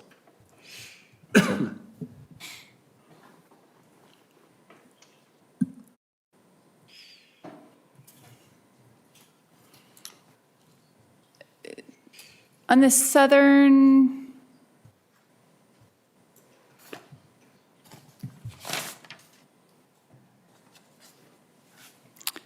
how much access is there to the southern pieces of this property where residential will be going in before Mountain View is finished? Like vehicular access, you're saying? Since we're building north to south, Mountain View Corridor will be completed to Village Parkway well before we start building in the south. We will actually only get through our first 2 villages, not even completely, before we've completed Mountain View Corridor. But as far as like, say, residential collector streets or anything like that, they'll just be built as we work south. So there's not, so really you can't get in and get the work and the houses put in until Mountain View is done. Correct. Okay. We're going to take the Yeah, Brandon hit it on it pretty well, but I was going to say the MDA actually doesn't allow them to build anywhere outside of this upper left square. So that's where all of those initial 900 units will be located. Bonneville and Lot, they can't go to Israel or Sunset until the completion of Mountain View. So they would never be developing south until the road is there.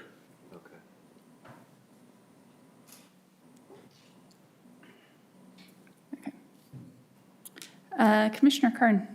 Yeah, I just had two things. So I understand the Mountain View stipulation, and I understand Commissioner Mangum's concern around fire. Is there any stipulation that the water tanks and the Bonneville Shoreline Trail in the upper left square are complete? I don't know if I'm asking Tippy or Rulin, but that they're complete or completed while those 900 houses are going in, so there's fire break and there are water tank protecting. Well, as far as the timing of the trail, I don't know if we have that specifically, but there can be no residential use built until the water tank is in, because that's the drinking water for those Yeah, homes. okay. So And without that drinking provides- water, there's no building permit. And those provide the fire, some fire protection as well? Correct. Okay, okay, great. And then I just had one other comment. My understanding, just for the public that's here, is my understanding of the way that state law works is the city has an opportunity to collaborate, but if the city doesn't, that I think there's precedent that the state can grant whatever density they want and force cities to annex property. And so I understand I know Caleb talked about fear, but I understand that's a real thing and there is precedent for that, so. Is that a question or a statement? No, I'm just, it's my understanding. Maybe for you to say like, no, you're crazy, you're wrong, but that's my understanding. You're not crazy in the sense of it's been discussed. It is not currently law. In the last legislative session, there was a bill for the Beehive Development Agency, which was essentially creating a state-level planning committee. And then they would be able to take over certain projects, and it would kind of take it out of the hands of municipalities. So it has been discussed, but currently Okay. it's not existing law. But it was pretty strongly hinted that we would see that legislation. Thank you. Okay, and Sarah? I can add about, to your question about the Bonneville Trail Line. So when we get to the village plan level, each section will have, each village plan will have segments of that trail and it'll be required. We can get into the phasing of that with the village plan. However, with each plat, they'll also have to have a fire break around the perimeter of their plat boundary.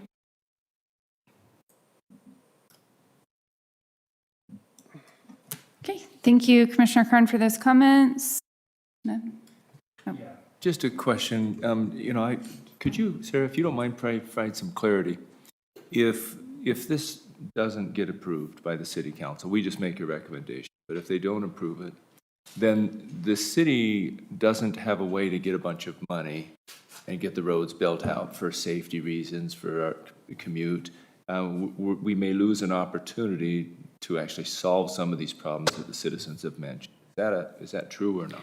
Well, with this request, we are seeing this as a way to focus on this section of Mountain View Corridor and hopefully to get more attention on the need for that as well, from UDOT.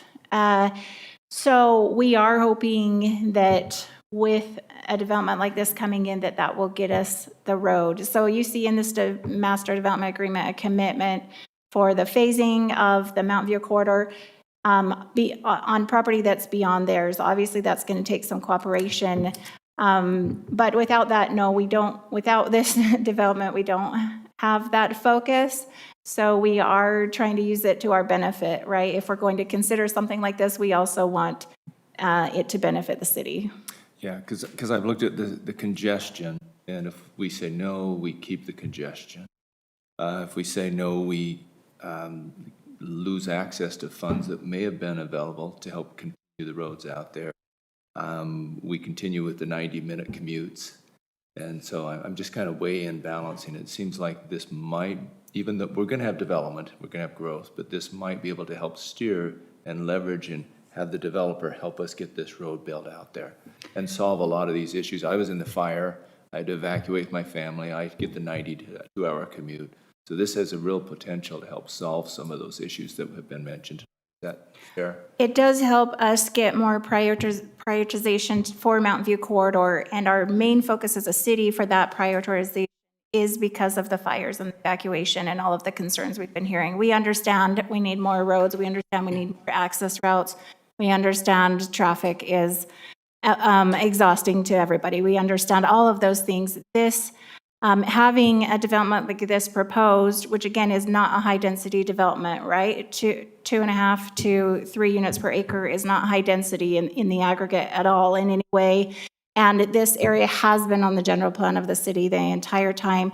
If we were to, as a city, to approve a development like this, we of course want to use that to get more attention for our needs. And that's what this development agreement does. It says, hey, you're getting this road in 5 years, which otherwise we have zero focus on this. We don't have funding for this. This creates a congregated effort between the city, the developer, and the state to get attention to this area and this road in particular. Okay, thank you. And then by the time it's done, 2040, Jack will be my age and I'll be, never mind. You'll be my age. I'm staying this age. Is that all, Commissioner Weldon? That's it, thanks. Thank you for those comments. I have a question for the applicant. Is there anything in the works on the mine that's going to remain up there? Is there any possible future plan with that? Anything that you can speak to on that piece? We've had a lot of internal conversations about it. Right now, our biggest goal is to work with them to divert traffic out of our project. We don't own it, we don't control it right now. Really, all I can say, unfortunately, is we've just had internal conversations about what are our options and maybe what can we figure out. Another, I think, benefit to starting our development on the north and working south is we know there are some things to work out, and we have a little time to try to work on those. Yeah. Okay.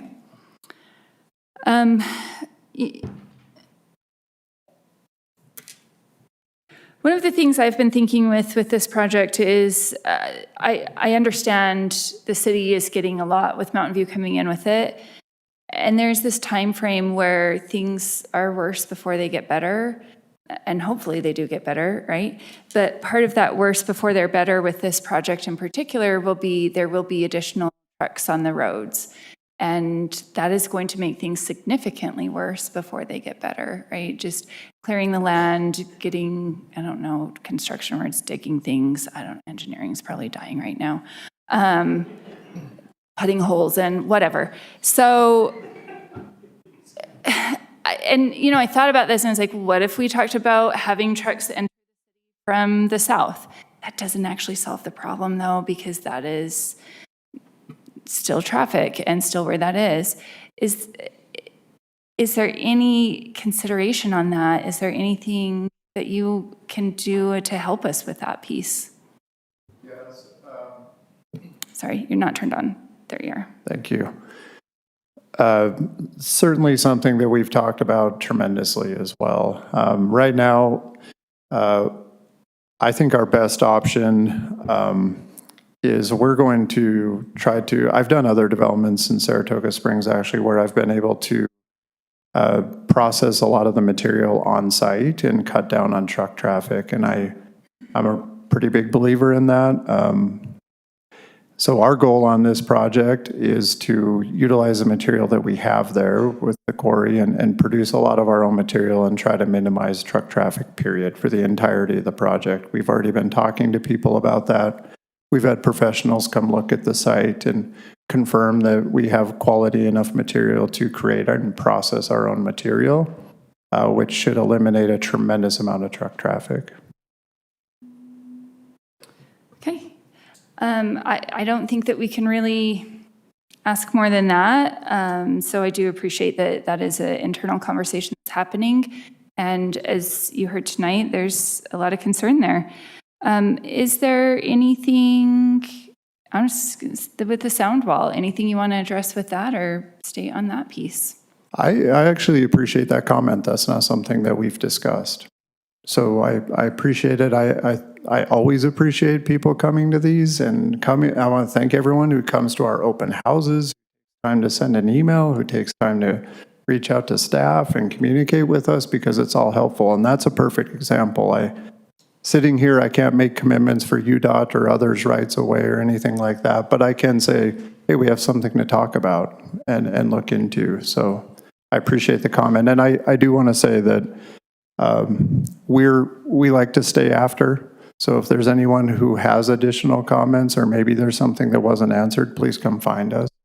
Happy to give out my information as well. We just want to answer questions and provide information. A lot of times fear comes from a lack of information, right? So we're here for that.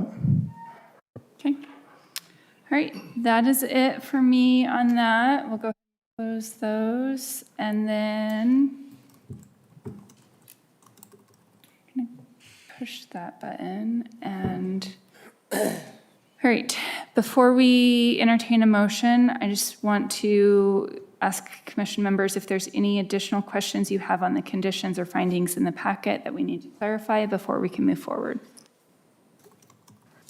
And mics are on, so go ahead and just speak up.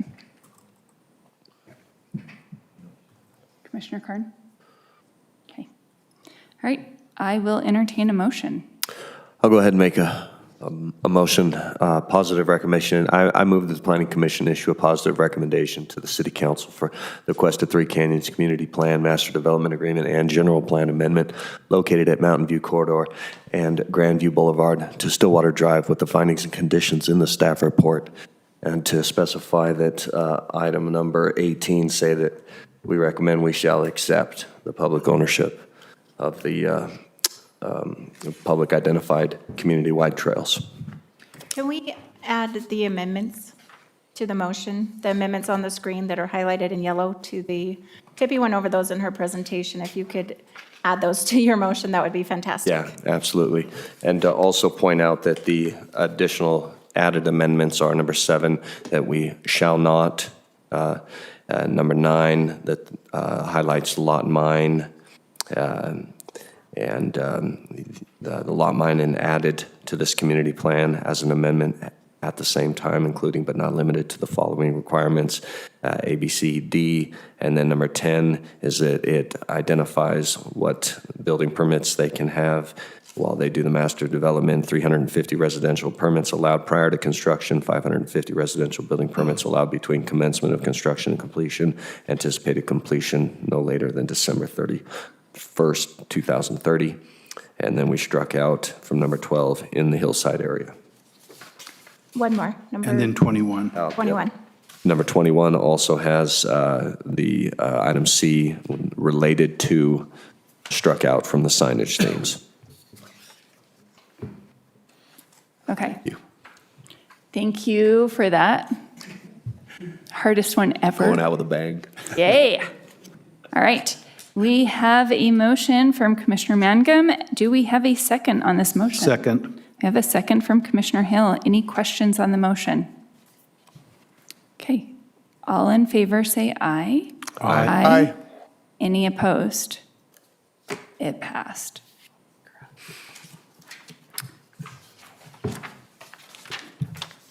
All right.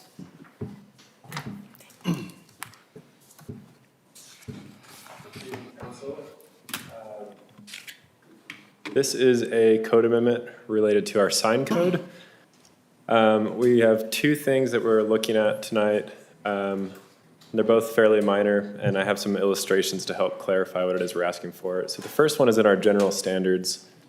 The way our code is currently written, we don't allow for the background of a sign to be white or off-white. We've had a couple proposals come to us for signs where it was a little unclear if this was meeting the spirit of that code. And so we wanted to make it clear that a sign could have a white, off-white, or near-white foreground. And so an example of what that means, Zeppi's is one of the signs that just came to us. We're saying that the white there is a design element. It's in the foreground. It's a piece of the sign. What we don't want is a bright white box with lettering in the front. So what we're asking for is consideration on should we add the stipulation that foreground. Right now, background still would not be allowed to be white, but just making it clear that that type of sign is permitted, the two on the left.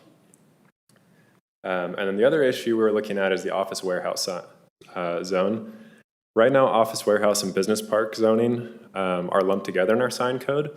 And we felt that those two are actually fairly distinct uses, and so the signage should be treated a little differently. Right now, the way the code is written, we're allowed one sign per building facade for a warehouse. But some of our warehouses have several tenants, and in theory, you could still only have one sign for that entire elevation. So you could have a 500-foot facade with 4 tenants, and they're only allowed to have one sign, and they're all fighting over who gets it. So basically, we just wanted to make this match the rest of our commercial zoning, where you're allowed one primary sign and 2 secondary signs, and then you can only have one per facade per tenant rather than per building or per elevation. And then we broke out the business park zone to be its own separate section. Eventually, we'd like to revisit this as we get closer to maybe developing some business park type area of the city. We'd like to look at what areas like Lehigh are doing in their business park and how they're treating signage, just to make sure we're kind of matching the market on how that's being approached. But here's an example of what's currently allowed: one sign for the entire facade. If we had multiple tenants, we just want to allow them to all have their own signage. And yeah, any questions? Is this a public comment item? Yes, it is. Yes. So we will now open for public comment.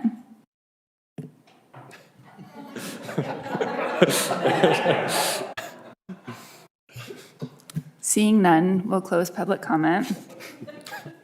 Commissioner comment? Seeing none, I will now entertain a motion. I'll move that the Planning Commission forward a recommendation for approval of the requested code amendment with the findings and conditions in the staff report. Thank you, Commissioner Hill. And do we have a second on that motion? I'll second. Thank you, Commissioner Karn. Any questions? Sorry, I actually forgot to include, in the staff report, I forgot to include on this slide, shall or shall not add the foreground. But we need to sentence. clarify. We wanted to separate those so that if you wanted to handle that item differently from the office warehouse, you had your discretion to do so. So adding a condition, shall include illuminated sign, it may have a white foreground. Commissioner Hill, do you understand what he's saying? I'm looking right now. Sorry. We're Sorry, just noticed that right now. Sign illumination, Yes. and we need to add, Either shall or shall not allow for an illuminated foreground. okay. I And, understood what he was saying. I was making sure we had it. okay, so have we said we shall? Have we discussed that enough? Well, let's discuss it, I guess. First, I have to undo my second. What do we need to do now? I take back my second. Okay. We so can't now- take Now we back. have quit. There's no take backs. The cleanest way would be, the motion's been made and it's on the table, so he can either amend it and then it can go forward, or you can vote and just everybody vote no, and then it dies and it opens up discussion again. So you can do either of those options. Amended to shall. Okay, so I could ask to amend it since Yeah, since you made the original, you can make an amended motion and then you'd have an amended second from the same person that made it. okay. So, the motion as it stands with an amendment that all sign lighting shall comply with the illumination or limitations in section 19.1 of this code. Does that do it? That's great. I think. Okay. Amended, shall. Yeah. Yeah. Can I amend my second? You say amended second. Amended second. All right, so we have an amended motion and an amended second. Any other questions on this? Hearing none, all in favor say aye. Aye. Any opposed? That passes. Thank you. And bad news, our paper turns over tonight, folks, so turn it over. Thank you, and commissioners. This is another code amendment that we're proposing to our architectural design standards. In specific, we're proposing design standards that would allow for detached canopies, awnings, trellises, pergolas in our non-residential zones. Currently, code only allows them attached to the building. And we've seen more and more examples of a drive-through canopy or something along those lines, a trellis in a seating area where that's being proposed. And so we wanted to clarify in code that those are allowed and add some standards to them. So I've gone ahead and added the standards here, and if you have any questions, please ask away.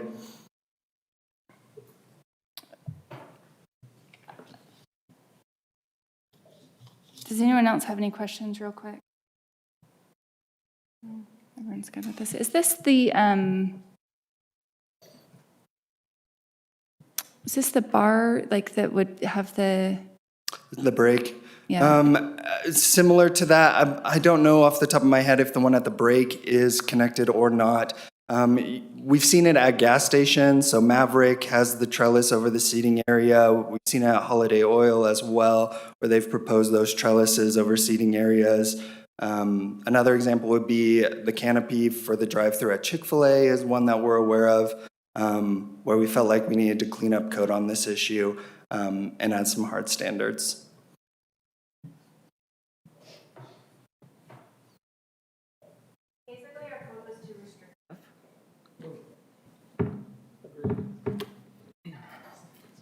And we're getting a lot of these drive-throughs now, especially like double and really big drive-throughs, they're wanting, and they're having people stand outside, so they're all wanting these canopies, and our code wasn't really allowing for what they were asking for, so our code was too restrictive. Is it okay if I ask a question? Yes, sorry, Commissioner So Wilbur. if it's 200 feet or more, then it has to be 5 feet away from the the side yards, which, just, could you talk about that? Because that seems a little strange to have it just setting out there rather than closer to the edge. What's the thoughts behind that? Yeah, it's consistent with how we've applied things in our residential zones for accessory buildings. And so we looked at that, we looked at building code and wanted to do something that was consistent and easier for staff to be consistent as they address it and regulate these. And so we felt that it was in the interest of being consistent with what we currently allow in our residential zone to have those same standards. Typically, you see the PUEs as well. That can be 5 foot along the side and rear setbacks. And so that was something that we took into consideration as well, that we don't want these blocking up PUEs without PUE encroachments. And so we felt like that was the best way to address that. So is this a safety issue too with the size, or is that a different topic? That would be structural and would be resolved with the building permit that's required for these. They all have to go through accessory building permits. And so that's something that gets addressed at that stage. Okay, thank you. No problem. Is there a size limit on how big of a structure people can put in, or no restriction? We're not proposing one with this. Sarah, you can correct me if I'm wrong. But what is our lot coverage requirement? Do we have one in our commercial zoning districts? I don't know. That's typically how it gets handled within our residential zones, is through the overall lot coverage requirement. I'm not 100% sure that we do have a lot coverage requirement, though, for our commercial zoning district. So at this point in time, we're not proposing one necessarily, a limit. But if there is lot coverage requirement, it would be limited by that, so. And really, the commercial lots have to have 20% landscaping, so they would still have to have that. So they still have to have the 20% landscape, but if someone wanted to basically cover all of their parking, they could do that? They could, if somebody wanted to come in with some of those canopies that put solar panels on, things like that, they could do that. And we feel this is a good idea, Yes? to not have any kind of limit besides that 20% landscaping. Well, an example could be in and out, because they have that long queuing line. And during the winter, because they've got their people out taking orders, that could be, I could see an example of that being used. I think we all get the intended purpose. What I think she's getting to is the unintended consequence of having too loose of a standard. Yeah. We don't have a maximum. That's a good question. We haven't, we would have to give that further consideration. I'm just trying to think through this and think about, without having that limit there, what kind of problems could we potentially see? And I don't know, because I'm real tired, but I just don't see very many things like this come through without some kind of limit on both end, or on that end too, right? That's true. We've been focusing on how to improve the code regarding the canopies and the requests that we're seeing for those. But we haven't seen any requests for anything that was concerning, so we didn't consider that. So that's a good point, though, because we haven't seen something concerning doesn't mean we won't once we put it in the code. Could we reach out to a couple of other cities to see how they're handling it, of a bit larger size than us? Or is that too much? No, we certainly can, of course. Yeah, we do like to do that. Well, I'm thinking about, like, in Arizona where it gets really, really, really hot, and some places have more coverage like that, and there's some benefit to that as well. So I don't want to interfere with that, especially with. I don't know if there's ever a negative. If someone wanted to put too much covered stuff, I don't know how that would ever be bad, but. Yeah. Okay. All right. Well, that's all my questions then. We still have to open the public comment. Yes, we do. So we will go ahead and do that now. We will open for public comment. So excited. I was like, really? And I was really hoping you'd ask engineering a question. Okay, so seeing no public comment, we'll now close public comment and open commissioner comment, I guess, since we didn't officially do that. And now seeing any more commissioner comment? Seeing no more commissioner comment, we'll close that. I'll now entertain a motion. I don't have the wording in front of me, but I'll make a motion to approve the proposed Chapter 19.16, thank you. The Planning Commission forward recommendation for the approval of the requested code amendment to 19.16 with the findings, conditions, and the staff report. Okay, thank you for that motion. Commissioner Kern, do we have a second on the motion? Second. A second from Commissioner Mangum. Any questions on the motion? Hearing none, we'll now vote. All in favor say aye. Aye. Any opposed? And that passes. Thank you. We are killing it tonight. All right, Commissioner reports. Anyone got anything? The one thing that I'll just bring up, APA Utah is having their spring conference, and it will be down at the Ruby Inn in Bryce Canyon on October 8th, 9th, and 10th. It'll probably be half the day on Wednesday and then half a day on Friday so you can travel. But if you have any desire to go, the Ruby Inn has a really good rate for being down there, about $100 a room.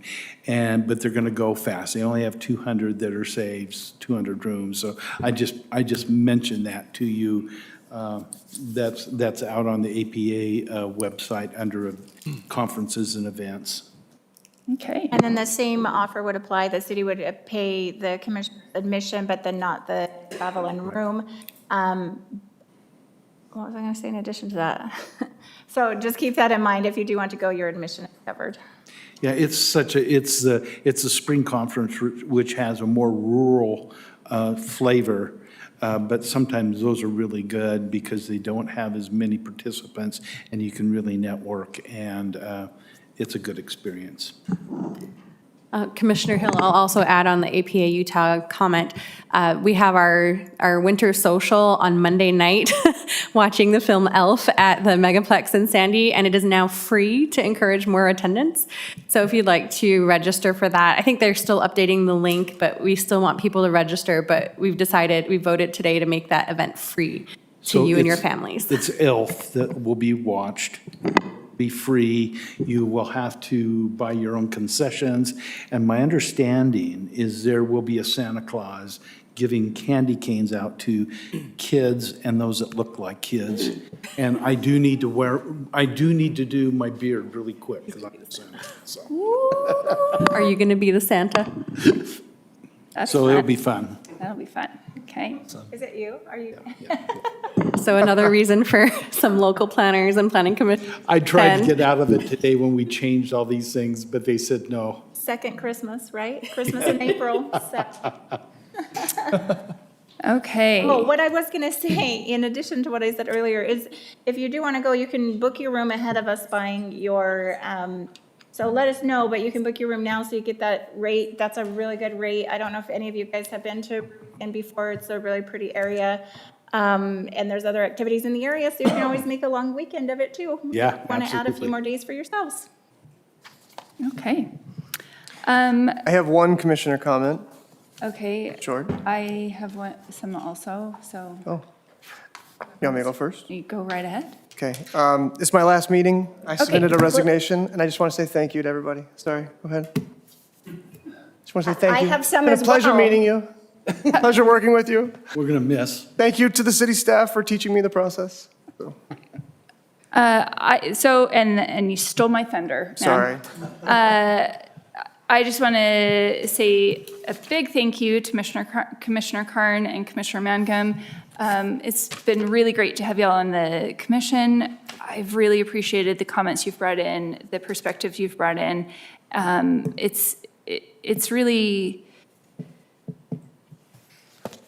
sometimes intimidating to hear some of your guys' comments because y'all bring some good stuff in and to hear the good things that you guys are doing in the community. And I've really enjoyed my time with you here, so thank you for that. And yeah, thank you. Thank you. We're going to miss you.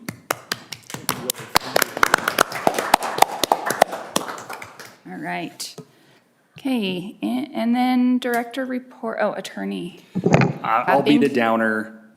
Please make sure you finished your training. The year's almost over. I don't know if Sarah's gotten them all, but make sure you get her the forms so we don't have any issues with people having to sit out, but.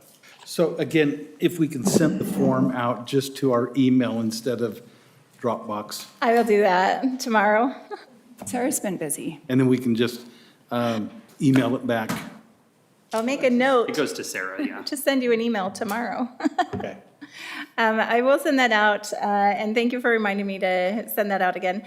And we will, just so you guys know, we will present a plaque to Commissioner Mangum and Commissioner Karn at the first city council meeting, just to thank them. It's a pretty plaque for your keepsake. We have really enjoyed your participation. It's always sad to see commissioners go. It is, good for the city in ways to have some changes, but it's also sad to see people who've been on and enjoy participating and enjoy serving. And it's always amazing that you guys spend your time volunteering in this way. So thank you so much for what you have contributed for your 2 years and your 1 year. We've really appreciated having you on the commission, and it will be sad to see you go. Okay. And we sent you off at the longest meeting of the year. Think of my entire commission time. All right, and any need for a closed session? No. Awesome, we are adjourned.